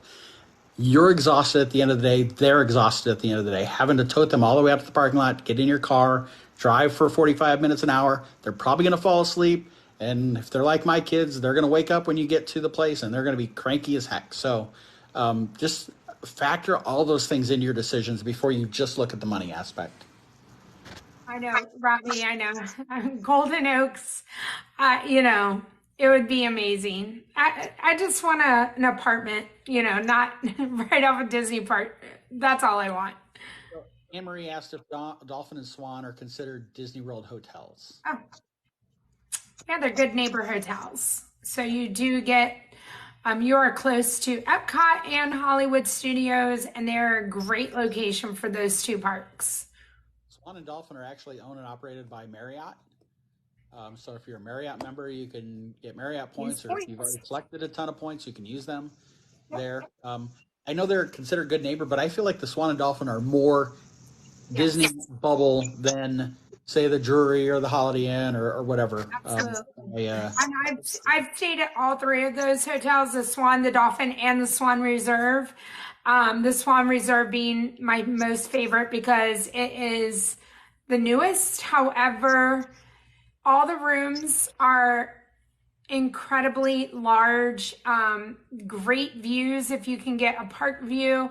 One of my favorite things about staying at the Swan Reserve was sitting in the window, looking out and just watching Harmonious at the time, because it was a year ago. And it was just awesome, and I'll never forget that. So Cheryl, I'll tell you, I'm also a Marriott member. It's been a couple of years since I looked, but the rooms are not cheap. I mean, they are not. They're not. It was like, I want to say it was upwards of 100,000 points per night. It was something insane like that. Yeah, it can be. Yeah. And again, I will say that, Marriott sets aside so many rooms that can be used for points, and they go quickly. Yep. Yeah. That's right. So. And because they do that, they can set that price pretty steep for the points. Yes, they can. Absolutely. No, you cannot take a boat from those hotels to Magic Kingdom. No, it would be by bus only. And that bus is only going to get you to the TTC. It will not get you all the way to the front of the park.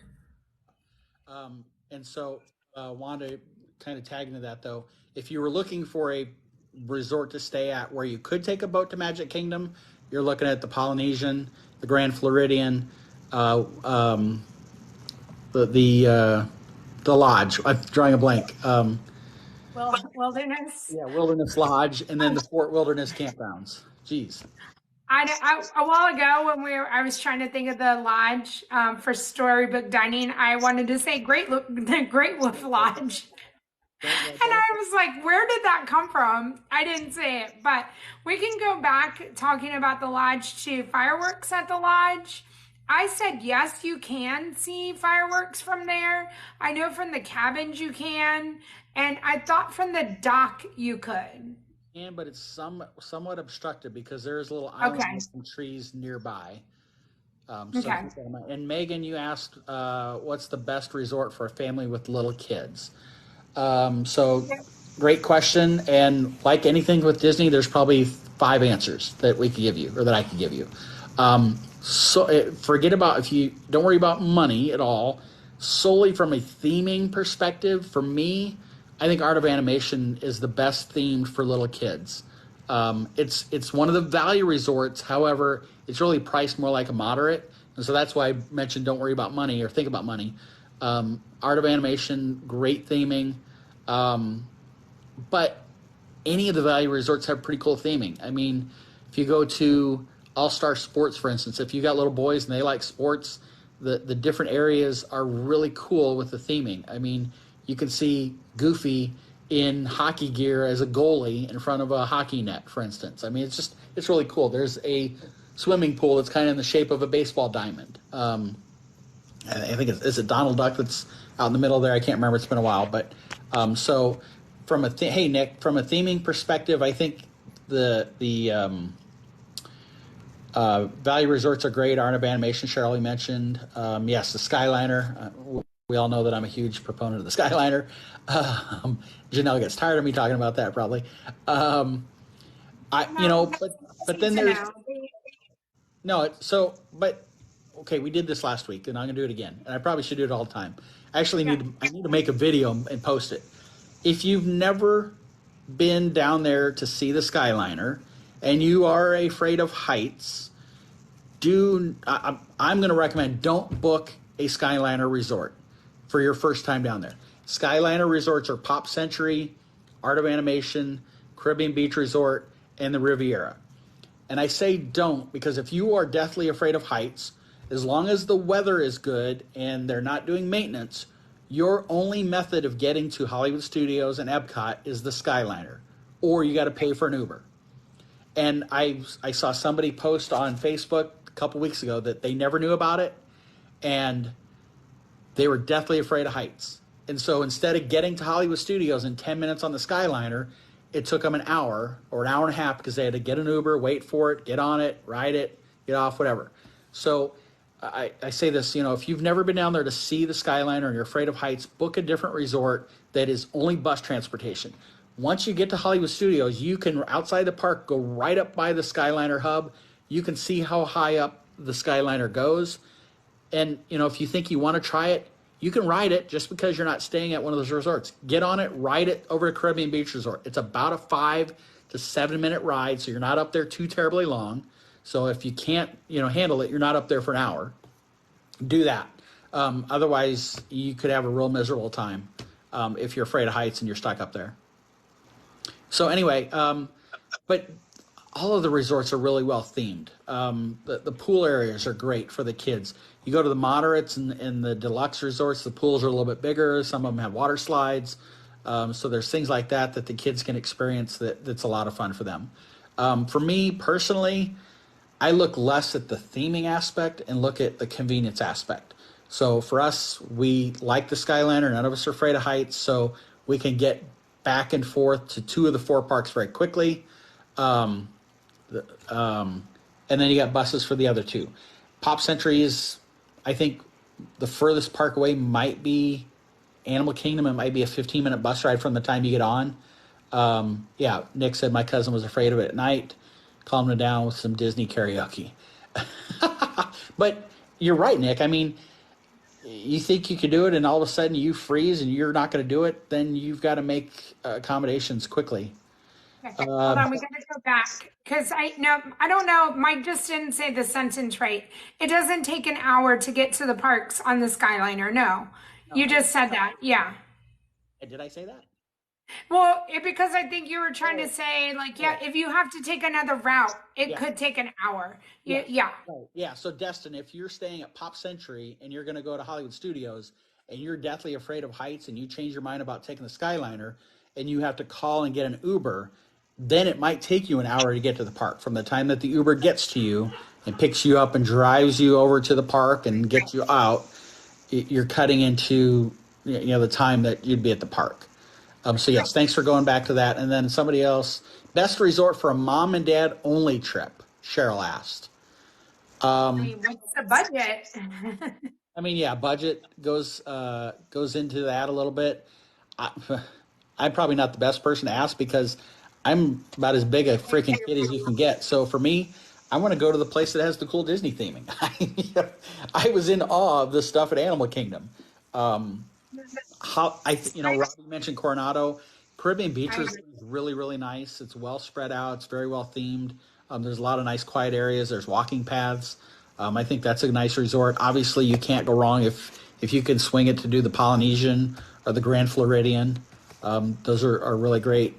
Beach Club, Yacht Club, Boardwalk. There's from mom and dad perspective, there's a lot of great nightlife stuff at the Boardwalk. So if you can swing it price wise, Boardwalk's probably a great option too. Yeah, I agree. And I would, again, I think it depends on what you're looking for as far as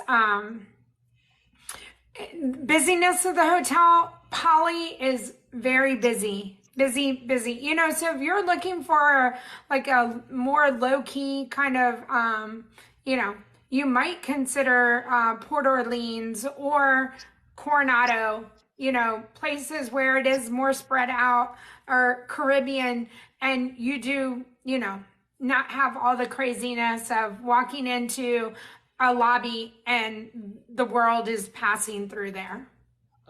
That's to know the Polynesian is a deluxe resort, and it's at the top of the food chain when it comes to prices. So it's funny she asked that because I was going to say, you mentioned Coronado and we mentioned Caribbean and you said Port Orleans. So let's start at the value. The All-Star Sports is typically the least expensive of the value resorts. All-Star Music, All-Star Movies, Pop Century, and then Art of Animation. In that order financially from a cost perspective. When you look at the moderates, typically Port Orleans, Riverside, and French Quarters are usually the least expensive of the moderates.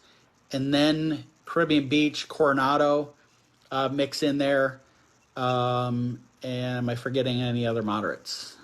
I don't think so. I think that's kind of the range financially. When you get to the deluxe resorts, oddly enough, if you stay in a standard view room, Animal Kingdom Lodge is usually the least expensive of the deluxe resorts. Okay. Let me make sure I say that very clearly again. Standard room, standard view, which means your wildlife might be cars in the parking lot that you're seeing. It's the least expensive of the deluxe resorts. Now, you can walk through the Animal Kingdom Lodge and see the animals in the savannah.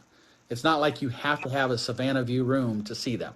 So keep that in mind. There's a lot of great seating there. So there's opportunities for you to enjoy the wildlife aspect of Animal Kingdom Lodge without dropping the money for a savannah view room. After that, they kind of stockpile, whether it's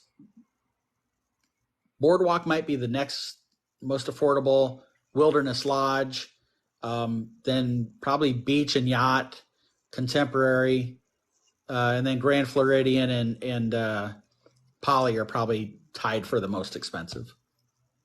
Okay, so then this will tie us into the deals. And before you even start that, I know people have said you've booked a deal or you already have booked something, but how far, if I've already done something and I call Disney, and how far out can I still use you and get all the benefits if I've already done something? Use me? Yeah. As long as all you've done is put the $200 deposit down, okay. You would actually reach out to me. There's a form I fill out, send it to you for you to autograph it, get it back to me, and then I send it in to Disney, and then they transfer your reservation under my ownership, if you want to call it that. Okay. Yes. Yep. So yeah, that's a good point. And I know we talked about this, I think last week. Travel agents, most travel agents, I can't say all, most travel agents do not cost you a penny. The price that you pay for a Disney trip already has the commission baked into it to pay a travel advisor. So if you book directly with Disney and it's a $2,000 package, it'd be $2,000 if you booked with me. Right. So there's no cost savings booking directly with Disney. You're paying for the service. You're just not getting the service. When we were talking about the dining and you guys talked about Ohana being hard to get and what have you, man, I'm going to regret saying this, but knock on wood, so far I've been very blessed to get every dining that every one of my clients wanted. It's here somewhere just this week. And that's the other thing. I was up at 4:30 in the morning, Wednesday morning to get That's why you're up so early. Yes, you were. Yes. And so I got them the Savvy's lightsaber. Okay. The day Savi's workshop. Yeah, workshop. Thank you. They got Space 220. They got what else did they get? Space 220. You know what? It's written down here. I always have my trusty notes with me. They got. I was just wondering, yeah, like if I had put my $200 down, can I still use a travel agent? Yes, you can. If I've made a payment, then I cannot. Yeah, I think that's the rule. Now, Disney might make exceptions. I mean, they make exceptions to, but the typical rule is if all you've done is put down a deposit, then it can be transferred. So I got my clients Yak and Yeti, Be Our Guest, Sci-Fi, Lightsaber, Space 220. Nice. All within like 45 minutes of the time. I mean, I asked folks to give me a window. You know, I want dinner between 5 and 6. They just said 6 o'clock. So I got within an hour either side of all of their times, and half of them I got within like 5 minutes of their time. So lucky with them. Brooke mentioned she broke my heart when she canceled Ohana because I worked hard to get her that one, and then she canceled it. Be Our Guest, a good restaurant. So road trip, we did talk about that a little bit ago. It's an experience, and it's not the experience you think it is. A lot of people have this mistaken thought that you're going to meet and greet Beast and Belle and they're going to sign autographs and take pictures. Belle's not there, and Beast makes a beeline through the place. You might catch him quickly walking by. That's it. And the meals are Yeah. The food is okay. Yes. So Nick, thank you. I appreciate that. So yeah, I mean, your travel agents will, they'll book everything for you. When it's dining day, they'll get up and do your dining. And I say your agents, most of them do. I can't speak to every agent, so don't quote me. But I'll tell you what I do, right? I'm booking your trip for you. I'm watching for deals that come out. If you've booked and the price is $2,000 for your package and Disney comes out with a promotion that your trip would qualify for, I'm nailing that sucker for you and saving you money. And if you haven't paid it off yet, let's say it was a $2,000 package and you've just paid the $200 deposit, you're going to get an email from me that says, hey, great news. I was able to secure this promotion for you, and now your grand total is $1,745. If you've paid it off, I'm going to send you a note that says, hey, great news. There was a promotion that you qualified for. I got it for you, and Disney will be sending you a check for $245 or whatever the difference is. I do all the dining stuff for you.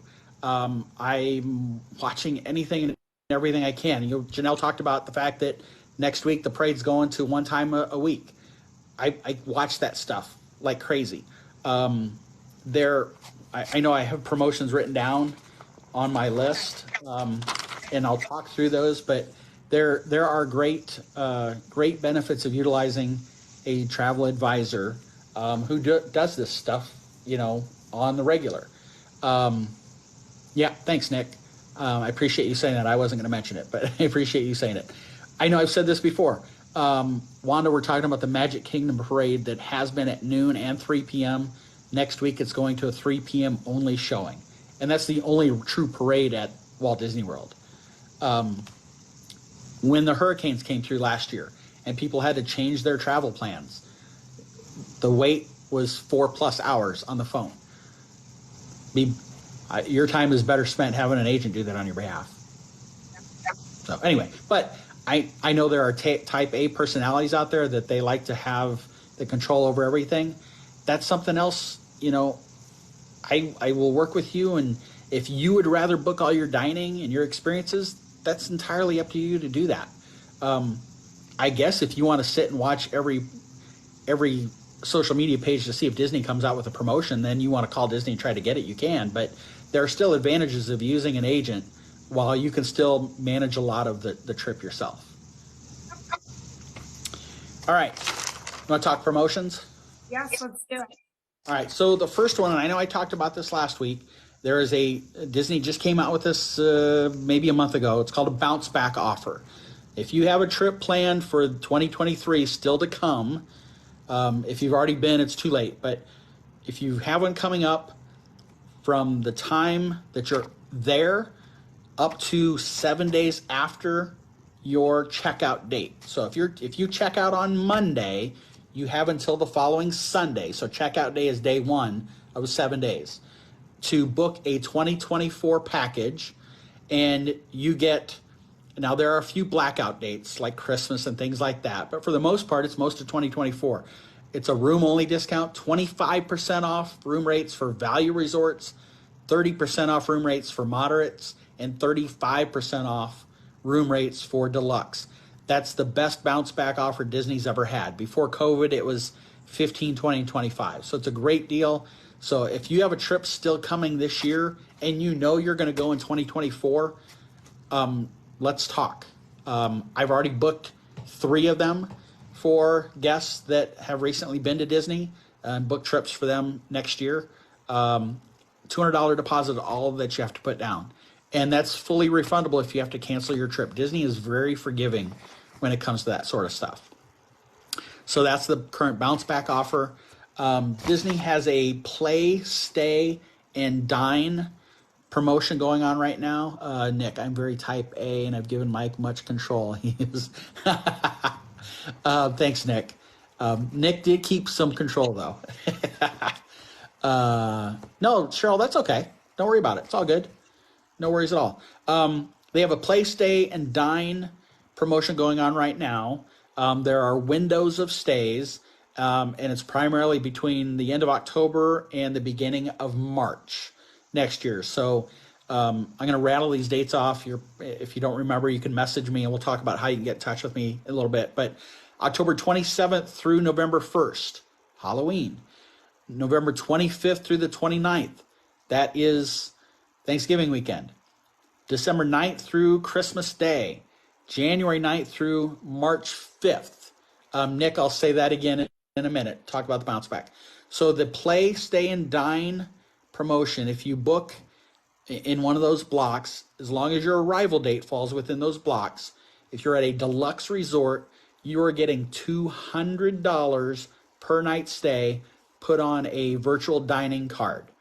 If you're at a moderate resort, it's $120 per night stay per reservation on a virtual dining card. And if you're at a value resort, it's $60 per night stay on a virtual dining card. I don't know if you have a viewer that's still on. I'm not going to say their name, but one of your viewers was just at Disney a couple weeks ago, and they had $800 on a virtual dining card that they got to use, and I think it covered pretty much all their food. Everything. I'm pretty sure you're correct. Yep.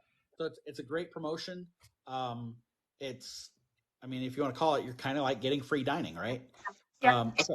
Nick, Yep. the bounce back offer for if you have a stay still coming in 2023, from the time you're at the resort all the way up to 7 days from the day you check out.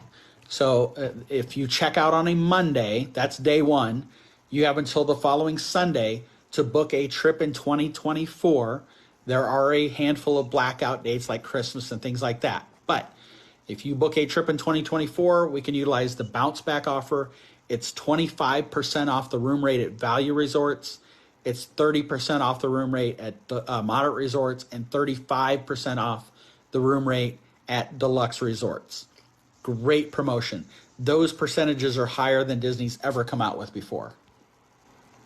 And then my question is, say I do the bounce back, is it is there going to be something better that comes out that you're going to help me get, or is that going to be like probably one of the best things that is going to happen? So that's a great question. I'm watching Nick's comments. So Nick, your comment about needing an annual pass, these room rate discounts are amazing for people that have annual passes. So Janelle, to your question, let's say you're going to, we'll say the generic you, because you're not going to take a trip to Disney World, but let's say you had something booked for the week of Thanksgiving. You check out, call me up, email me, say, hey, these are the dates I want to go in 2024. Give me some quotes. I will get you quotes for, if you know the specific resort you want, the dates, park days, whatever. I'll get that for you.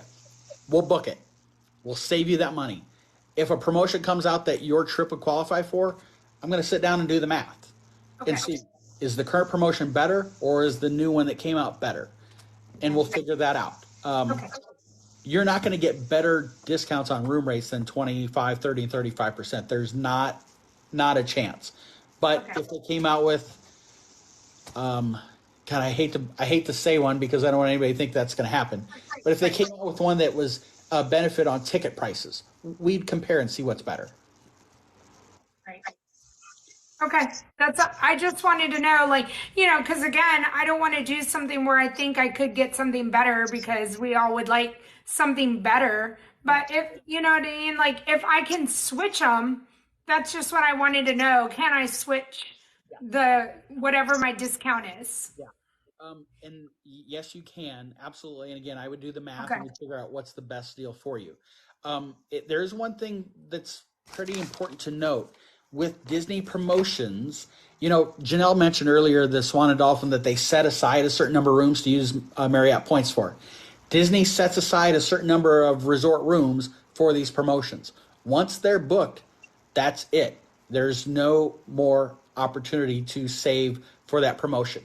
I say this to you because if you know you want to go and there's a promotion out there, it just got announced, let's book it. Put the $200 down. If you have to cancel, it's refundable. If you need to change the trip, we can change it. Disney doesn't charge you penalties for changing your dates. But if you wait and say, hey, Mike, now we want to go in October and you told us about this promotion a while ago, can you get it? Probably not. And I'm a prime example. We are potentially going to go in December. We're looking at a possibility. I've looked. I'll have to pay the regular room rate. There are no promotional rooms left unless I want to stay at a deluxe resort. And if I'm looking to save money, I'm not going to go to a deluxe resort to save money. Right. Okay, so I think we have 2 annual pass questions real quick. Can I get an annual pass before my trip ends, or do I have to wait until my trip is over? And then Nick says, say I want to decide to get my AP during my upcoming trip. Do park tickets count towards the pass? Typically, go ahead. No, I was going to say, when I went to Disneyland, I went up and asked, and yes, whatever I had spent on my park ticket, Nick, they would have put that money towards the Magic Key in Disneyland. And so I went to go find out, and at guest services, they will calculate it out for you. Yeah.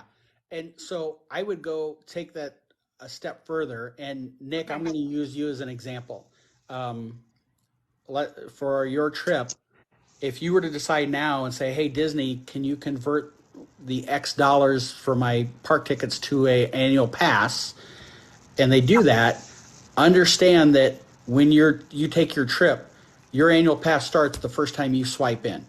And the reason why I say that is, again, I'll use Nick as the example. Let's say he's going to go in December, and he's not going to go again until next September, for instance.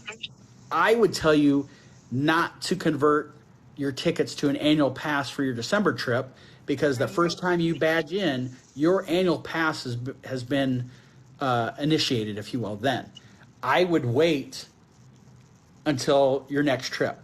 And that's another thing. I can go buy an annual pass today, and I'm not going until next June. My annual pass does not start, the clock doesn't start until the first time you badge into a park. Tina, that's correct. Yes.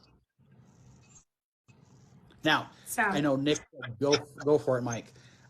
That's one thing travel agents cannot do is secure annual passes. That's a you to do with Disney. Disney does not afford us the ability to do that. I think, well, it doesn't even matter if you're paying, there's just a contract to it and you have to agree to a lot of stuff. And so Disney makes you do it, not a travel advisor. Parking, Darren, it's included. Yes. Okay, so since we're on the AP topic, let's hit that real quick, and then I'll go back to the rest of promotions. So, Okay. if you are a Florida resident, you live in Florida, there are 4 different annual passes that are available to you.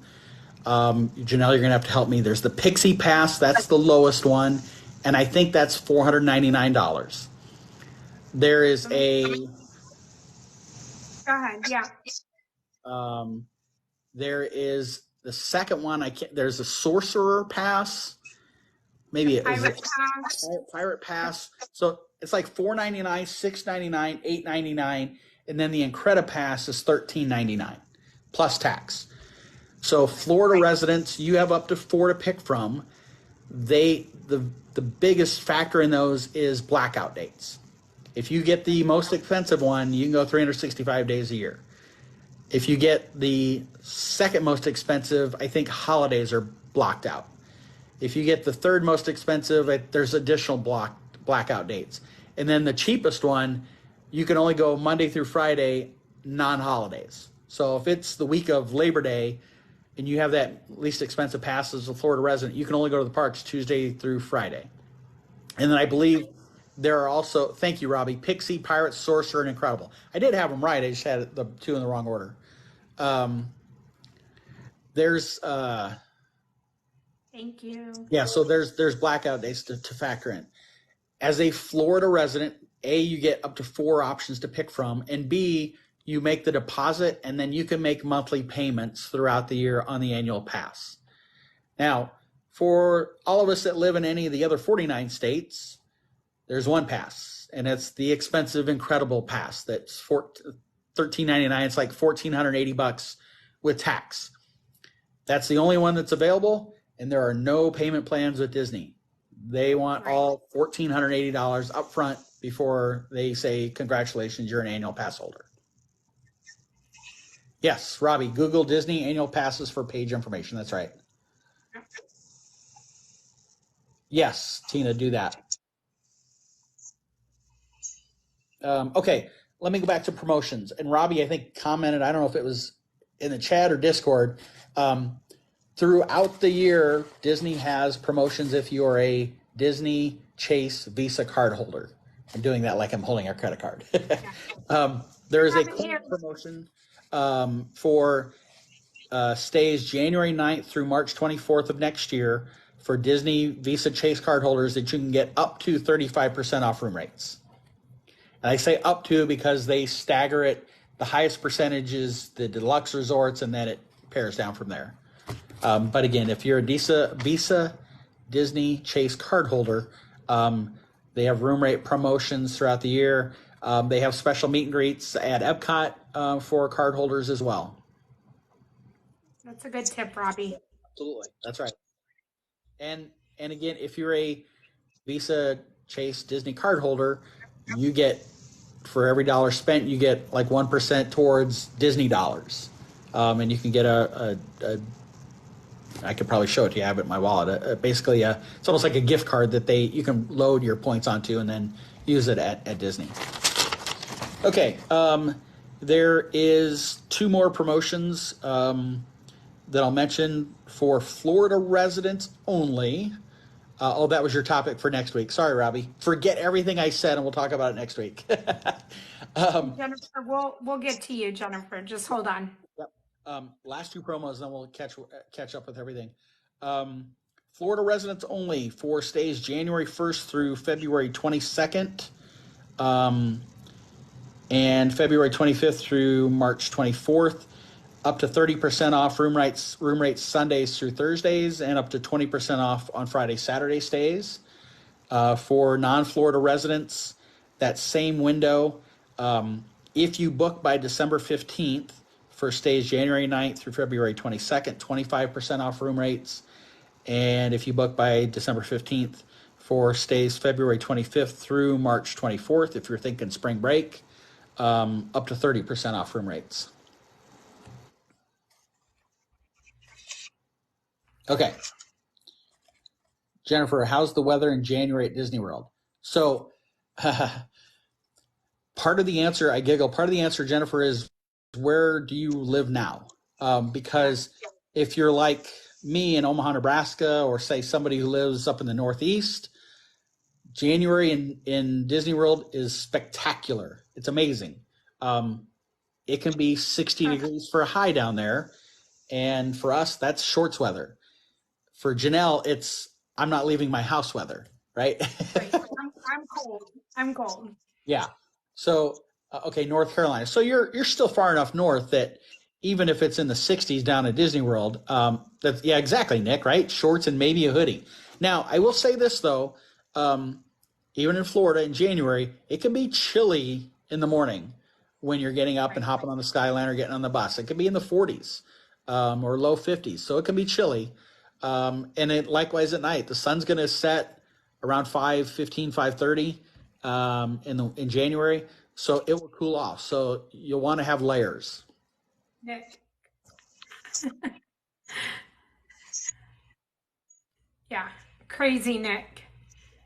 Yeah, you're right, Nick. I mean, now you also have to factor in if it's windy. You know, if it's in the 40s in the morning, it's windy. You're probably wearing sweatpants or some type of pants that you're peeling off midway through the day. But for me personally, I love it when it's cold in Florida because the locals don't go to the park.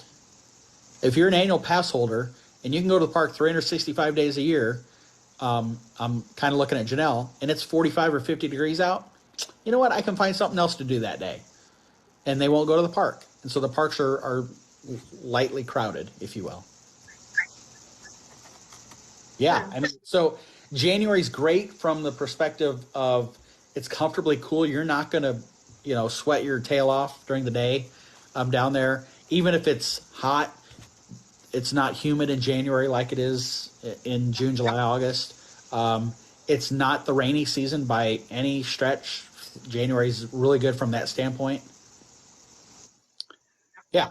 Christina, yeah. You live in Massachusetts? Yeah. January's great down in Florida. So this is all we have to say about January and February, though, is that the weather is great, but then you have to pay attention to the Run Disney. Look at Mike go. He knew what I was going to say. There are so many events that happen during this time of the year because it is so nice in Florida.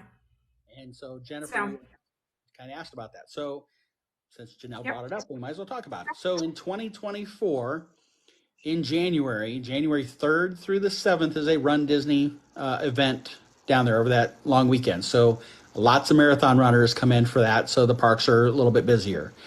January 12th through the 14th is a cheer weekend. And Monday the 15th is Martin Luther King Day. So that's going to be a busy weekend if you were to consider going Martin Luther King week. Either side, if you're there over that stretch, the 12th through the 15th, it's going to be pretty busy because of the cheer stuff and because of the holiday weekend. That's in January. So if you were to come, say, the week after that, no cheer, no Run Disney. So the back half of January is really good crowd-wise and no events going on. Robbie was there, MLK weekend, very busy. Yep. Okay, February. February is brutal. I'll just be honest with you. The very first weekend, February 2nd through the 4th, is a cheer weekend. The next weekend, the 9th through the 11th, is a cheer weekend. The next weekend, the 16th through the 19th, is a cheer weekend. And the 22nd through the 25th is not a cheer weekend, it's a Run Disney weekend. So every weekend in February, there is an event. The parks are going to be busier. Now, they're going to be busier. They're not Christmas busy or Thanksgiving busy. And if you're going for the entire week, they're not busy the entire week either. So I would just caution you, not not to just write it off and we're not going to go in February because Mike said there's a cheer weekend. Part of that cheer weekend, the cheerleaders are competing. So, it's a cheer weekend for a reason because they're at the Wide World of Sports Complex, ESPN, and they're competing. So they're not always in the parks the entire time. So keep that in mind. Should we keep on going through the months since I have it right here in front of me? You can. Yeah. Cheryl, me too. Me too. Yes, absolutely, Cheryl. I completely agree. And I'm just going to reiterate what Mike said, which was it's not busy during that entire time. The cheer, guests are not in the parks morning to night. It's generally, in spurts throughout the weeks, during the week. And it's just not crazy with cheer people everywhere. They are at a competition. So, and Jennifer, don't be sorry for all the questions. We love it. Same with Run Disney. I would say the majority of the Run Disney people come Friday to Monday. So, Yep, you're right. Go ahead. The Smart Alec and me road trip, if you know me at all, I'm a Smart Alec. When it comes to running, unless there's a refrigerator in front of me, I don't know. That's about the only running I do. But yes, the marathons, the running is in the morning, early in the morning. You're right. And so again, if you're one of those people who is driving on property, you will see the roads are closed. There's detours and all the event stuff is set up a couple weeks in advance that you will see the stuff on the roads and everything. But again, that they have those times and adjust to park opening for those events to be over and out of the way for the roadways and all of that. Do you know what you just said about the detours and stuff like that? To me, that's another reason. Stay on property. Let the Disney bus drivers worry about it. You don't need to worry about it. Absolutely. But again, it's something that you just wouldn't be thinking of, and you're just like, oh my gosh, why is there all this traffic, and why is it taking me an extra 45 minutes to get to the park, or what is happening in Epcot, and why am I parking on the grass over here because half of the parking lot is taken up over here and you have no idea what is going on, or all of that. And road trip, you're right. You can Uber or Lyft, but again, if people stay off property to save money, how much are they saving if they're having to Uber or Lyft every day during those events, what have you? I just realized, I don't know, I think it was Tina, and I don't know if she's still on or not, but she'd asked about advice for people with anxiety, and we never got around to that. I'd written it down. So, Tina, are you still here? But if she's not, maybe we can put it for topic next week. We can go because we can start building for the next time. I thought of that because I was going to say, talking about these weekends that have the events or whatever, I thought about this. We've been there in January, February, May, August, September, October, November, December. We've been there 8 out of the 12 months. I've been there. Tina's there. Okay. We can talk about Tina in a minute, and it kind of ties into this a little bit. I've been there on New Year's Eve. It's as crazy busy as ever. I don't mind the crowds. I'm one of those nuts that likes to go stand in line for Black Friday shopping. I love people watching. So I don't mind it. We had a great week while we were there. It was crowded, but we did everything we wanted to do, and we enjoyed it.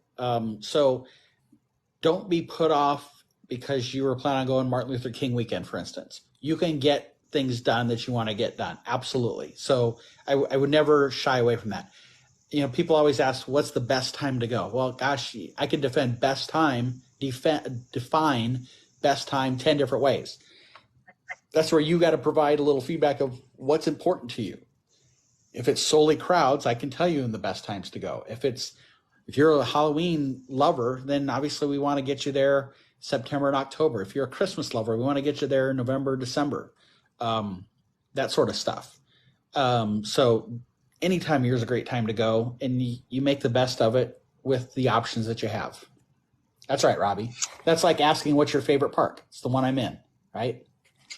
Tina, Uh, I was gonna say one of the things I would say, Tina, again, you said you got DAS, but that's not always the case to help you.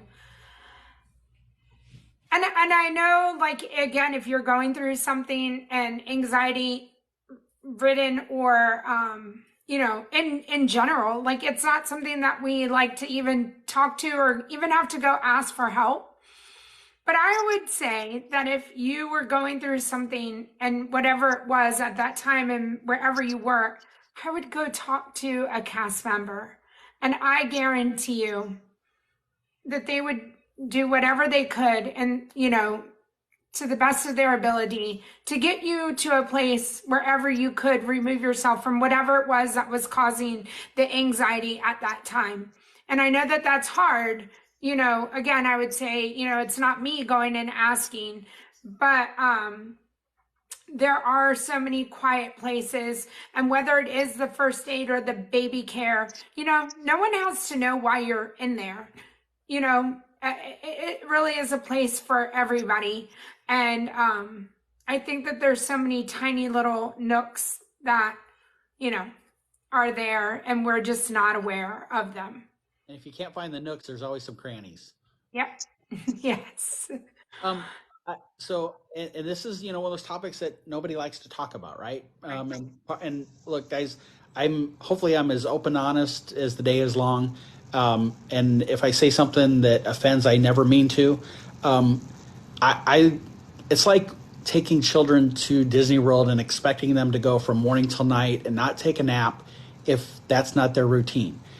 If, whatever anxieties you struggle with, if you know what your triggers are that set that off, then we can work with you around those times.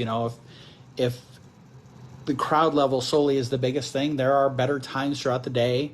And there are, like Janelle knows, Mondays at Magic Kingdom is the busiest day at Magic Kingdom. So we would want to shy you away from going to the Magic Kingdom on Monday and find a park that's a little less crowded. You're right. Anxiety is debilitating. Well, Yes. and I am survivor. Yes, absolutely. So there are ways to help combat it. I know Unicorn said, I gotta go back up. Find yourself that you're okay. Yeah. And sometimes so my personal, thing that I like is one, being with others definitely helps you. And just, I always have to remind myself that one, Disney's not going to let me get hurt or put me in a position to where something would happen to me. And I have been in a couple situations where I felt like Disney did let me down as far as making sure that I was okay. But at the end of the day, I keep going back and I'm still okay, and that's how I do it for myself when I've been in situations where I'm like, this is all new, or there's too many people, or this or that, And again, I say, like, even for fireworks, for me, I put myself in positions, and you can ask cast members for this. This was be a prime example for fireworks. Where can I go to where I don't have people behind me, in front of me, and all around me to feel like I cannot get out of here if something were to happen, or if I just don't want to be here anymore. And so I know where those spots are, but I know where those spots are for me. And I will also say for fireworks, there is a DAS area where you can go and be in an area where you are not crammed in with a bunch of people. And if you have DAS, I highly recommend that you take advantage of that area. And again, just ask a cast member where that is. But if you're looking at the castle, it's going to be on the right-hand side, back by the fountain. And you can go check in there and, whatever you want. I know you want to say something, Mike. Go ahead. Yeah. So, but the DAS area for, again, like that crowd, it's huge. It's a huge thing to be able to use for that. Yeah. Disney in and of itself can be anxiety inducing. And when I say that, a lot of people, plan their trip and they plan for. Uh-oh. Sorry, my battery's still low. I got my fuel.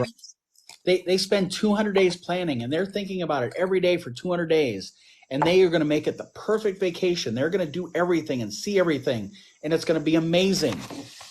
You are going to stress yourself to death worrying every single day for 200 days about those things.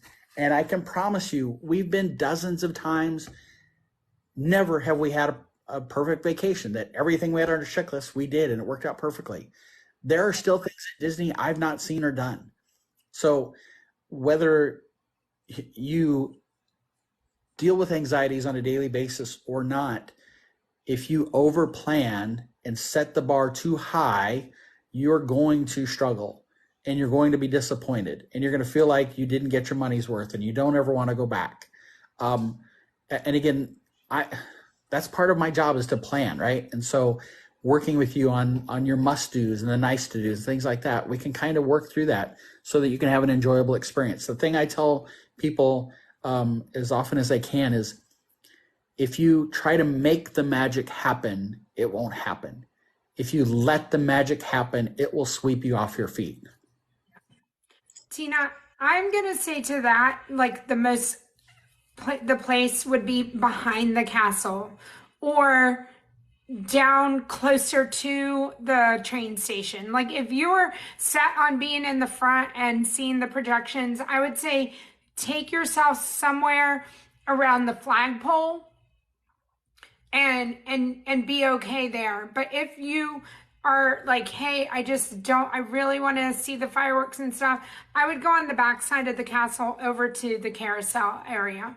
Yeah, and Cheryl, your comment about loud. So that's another thing. Yeah. If it's the crowd aspect, like Janelle said, behind the castle, it's not crowded, it's great. It's still loud.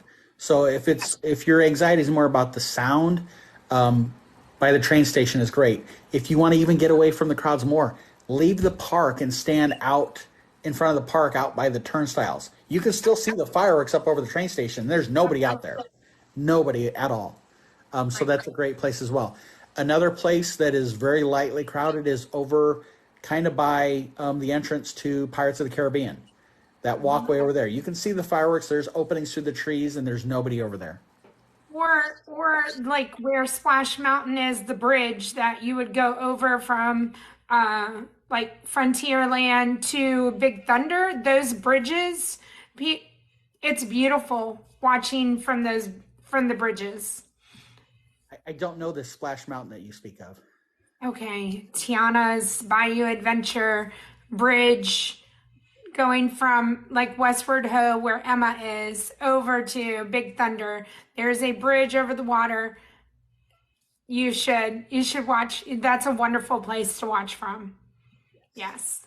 There again, it depends upon what your anxieties are, right? If it's crowd levels, there's great places. If it's sound, then there are great places. They may not be the same great places. Right. And I know people who wear just the little orange earplugs.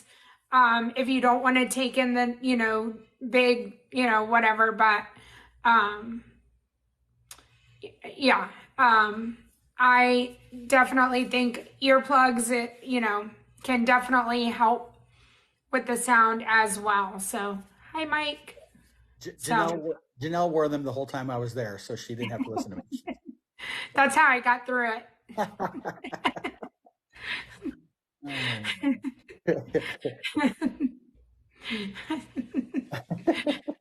Let's see. Will you be able to decide what park you want to go in that day? Yeah. So, Destin, come January 9th of next year, if you have a date stamped ticket, which is essentially if you have a package, so you're staying in a resort and 4-day tickets, you will not need resort reservation or park reservations. If you wake up that morning and say, I'm feeling Hollywood, you can go to Hollywood. If you wake up and say, you know what, I'm feeling Epcot, you can go to Epcot. No problem whatsoever. Date stamped ticket packages. As of right now, if you're an annual pass holder, you still have to make park reservations next year. Okay. So Tina, again, I feel like for sound and crowd, I would definitely say train station is your best area because you're taking your taking yourself away from the sound.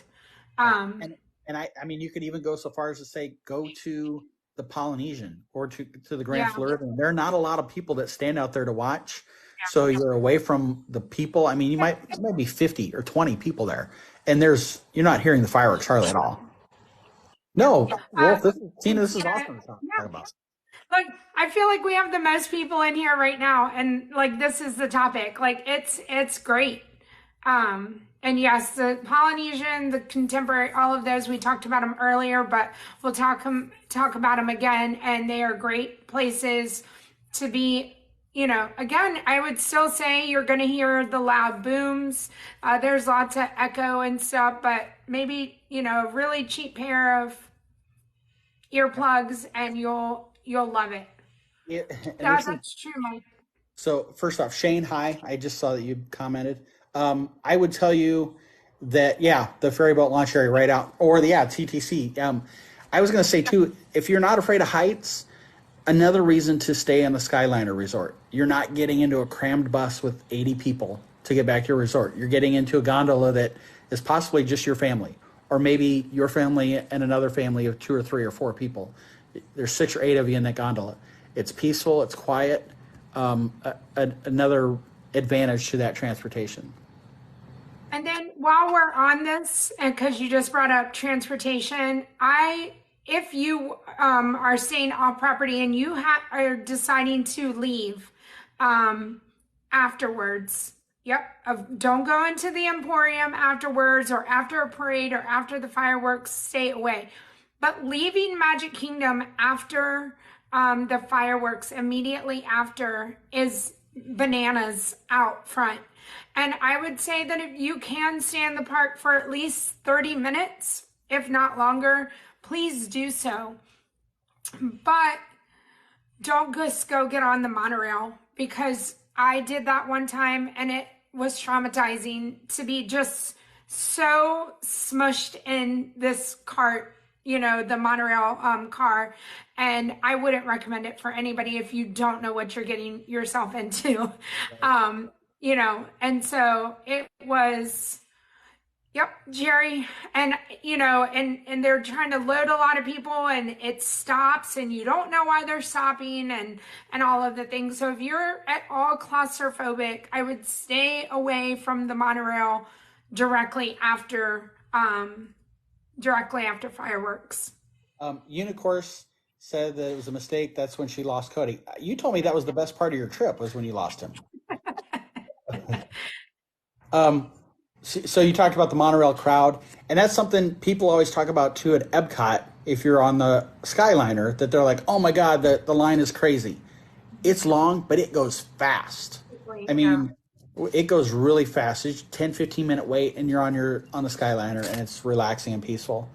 He found me. But to Unicourse's question about when's the best time to avoid popular stores, honestly, at Park Open, say from 9 to 10 a.m., the stores are empty.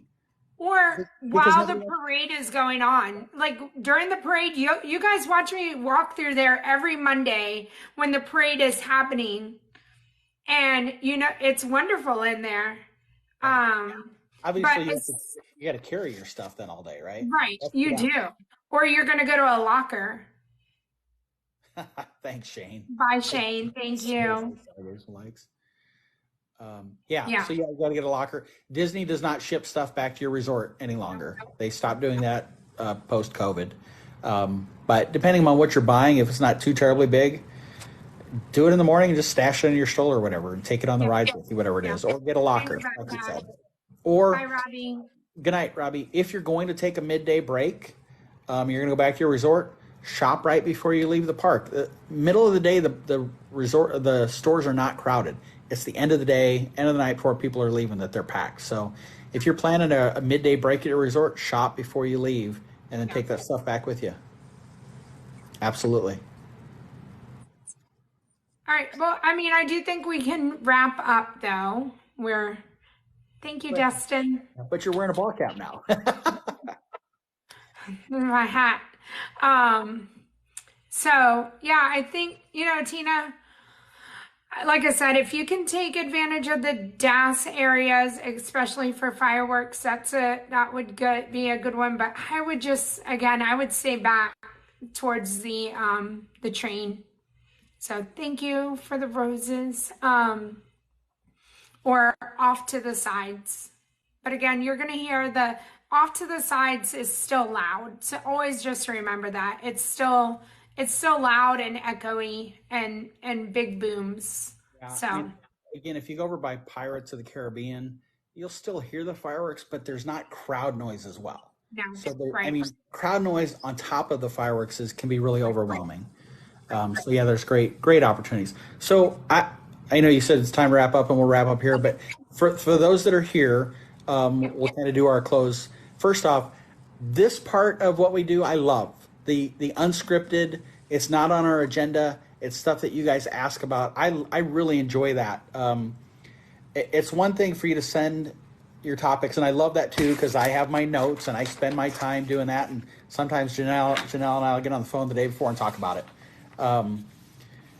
So I love all of that stuff. But for me, these spur of the moment, ask questions and we talk about, I feel like you really feel the Disney blood, percolating inside of you. It's really, really exciting. Janelle has on her Discord, there's a page for Janelle and Mike topics. Oh, Nick wants to talk about cruise deals. Nick, right now there are no cruise deals for you to convince your husband. So we'll have to saddle that for right now. I can tell you early this year, Disney had an amazing cruise deal for Disney Plus subscribers. You paid for the first 2 people in your cabin, and the next 2 people in your cabin were free. My favorite 4-letter word, free. You don't hear that often with Disney either. I mean, so what you couldn't put 2 in one cabin and 2 in another. It was in the same cabin, but first 2 people paid for, next 2 free. I mean, that was the best deal I've ever seen for cruises. They don't do a lot of cruise deals, but again, that's why you want to connect with somebody that does this stuff, so that we can let you know. I mean, I have a list of people that are looking at 2025 already, so I'm watching. As soon as I hear stuff about that, I'm in communication with them. So if there's something like that, Nick, if a cruise is really something you want, then I'll be watching that for you. Yeah. Road trip, I have not heard anything about the electric parade coming back anytime soon. Nick, if I have it my way, Nick, we'll be doing like a streamer thing in 2025. I want to do a cruise. So Mike knows it. So we're in the early planning stages for that 2025 streamer. 2025. Okay. Balcony, Mike, I know, or Nick, So, yes. Nick, Okay. we've done one Disney cruise, and I'll tell a quick story. I was against a cruise. I'm not a boat person, water person. The idea of being out in the middle of the ocean freaked me out, but I'm like, okay, it's Disney. It should be fine. Booked it. We hadn't even left port yet. I was ready to book another one. It was amazing. And we had one of those balcony rooms, Nick. So waking up at 5:30, 6 in the morning, going out, sitting there and just hearing the ocean waves, man, there's not a better way to start your day. Yep. Okay. So in Janelle's Discord, she has a page for Janelle and Mike travel talk topics. So if there's stuff you think of, go out there and post your ideas. That's how we come up with the agenda to talk about. These are your things that you want us to talk about, not our things. So go out there and do that. And if you don't get the chance to, that's okay. Like we've done here, ask your questions. We'll get to them. Start packing. We'll answer your stuff and we'll talk about it. Yeah. I'm sure if you're here, it's because you're following Janelle. She's amazing in the parks. There's nobody better. And Janelle loves when I say this. If you open up the dictionary and go to the page that has sweetheart, you're going to see a picture of Janelle. What you see here is what you see at the parks too. She's great. Go out to her Discord. If you're not a member, there's a link in her link tree in TikTok there. If you hit her name there, you can get to her link tree and join her Discord. We do this usually every Thursday night at 7:30 Eastern, 6:30 Central. On occasion, we might move it to a Wednesday night if things preclude us from doing it a Thursday, but we try to keep this consistent on Thursday nights. in Janelle's link tree, there's a link to a quote form page. If you're looking to get a quote for a Disney trip and you'd like to work with me, go fill that form out. It will get routed to me through our agency, and I will get back to you, and we'll work together. I would absolutely love to work with you on your trips. All the stuff that we've talked about tonight, all the promotions, everything, I work those things for you, and you do not pay a dime more than what the package price is. I'm not an agent that charges fees for my services like some do, and each to each of their own, right? Thank you, Unicourse. Cheryl, that would be great. I'd love that. Janelle, did I miss anything that we usually wrap up I with? think if you forget how to get all the other things, and you can send me a message anyway, I will get it to Mike and vice versa. But yeah, we enjoy everything. Where on Discord is my schedule? It's under stream. Yeah, it's right above the Mike and Janelle tab. Okay. There you go. Yeah, I think it says stream schedule. And so Janelle typically over the weekend will usually post her Monday through Friday schedule. And if she ever changes it, she's great to post that out there as well to let everyone. Yeah, your ring light makes it difficult to see that. I know, but it's there. I need to be fancy like you with a ring light. I mean, they're not that expensive on Amazon. But yeah, so it's the community page is up there, but then it's streams and content. So stream information, Janelle and Mike topics, and then my stream ideas and suggestions. So thank you. Tina, you are so welcome. Everybody, you are so welcome. Dustin, we're all kind of new to Discord, so no worries. Ask any questions.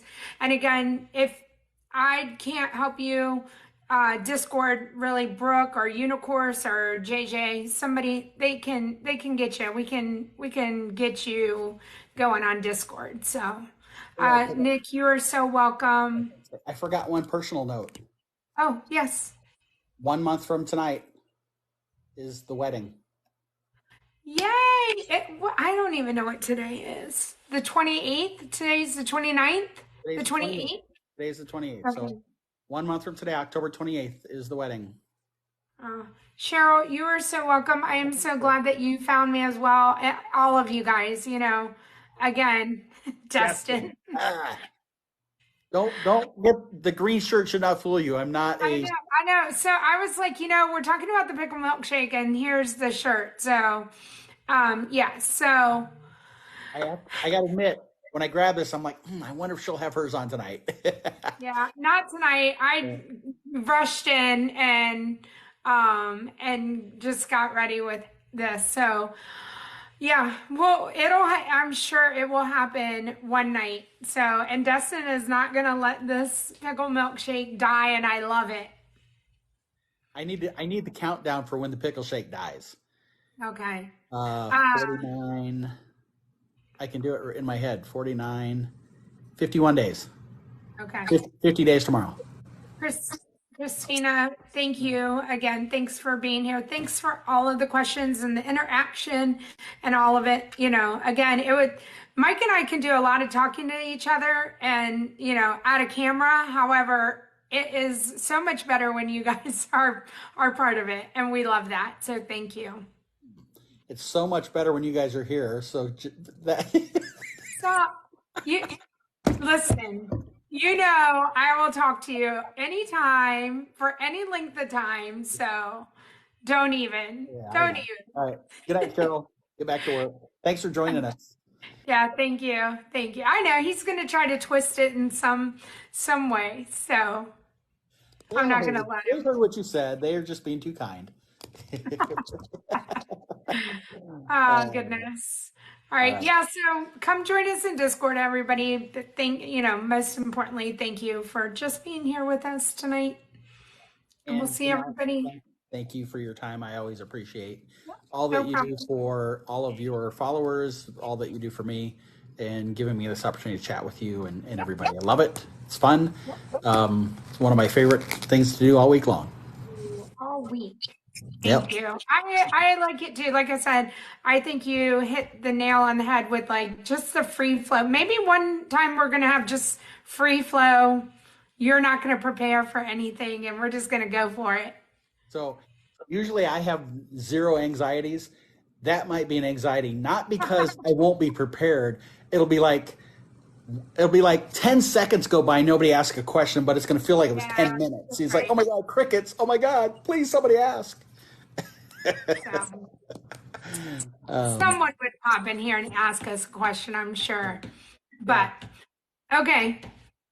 All right. Bye. I'm gonna go get ready for my guests who should be showing up here soon. Yes. Have a great time with them. Thank you. Thank you. And thank you to all my mods. If you're still in here, you included Mike. Thank you for my gift. And I cannot wait to share it all with you guys. So So, I gotta tell you, when it first came up, the idea okay. was to get you a stone massage. And I'm Okay. like, collecting money to get Janelle stoned. I'm in. Oh my goodness. Unicorn knew what I was gonna say. She was like, no. Oh, This just went to Disney After Dark. that's right. And it was like, oh, it's perfect. Perfect. Ah. All right. Yes, Thank I'm the you. Master. That's right. I'm the not employed as a Jungle Cruise skipper, but should be. Yes, you should be. Again, when you retire, you're going to be perfect for watercraft. Right. That's right. All right, Janelle. Thank you. Have a great time Okay. with the girls over the Yep. weekend. I will keep everybody updated tomorrow, but we'll be in Magic Kingdom, and Hannah's going to have us there probably at, really early. So she's already been texting me, we get to Guardians while we're still in Magic? And I'm like, no, Hannah, no, we can't. She's trying to figure out how to do two virtual queues in one day. So, anyways, Have I a gotta great go. time. Okay. Everybody have a great weekend. Yes. Be kind. Smile at everybody. Smile. Yep. Smile. All right. See you guys. Bye. Bye, everybody.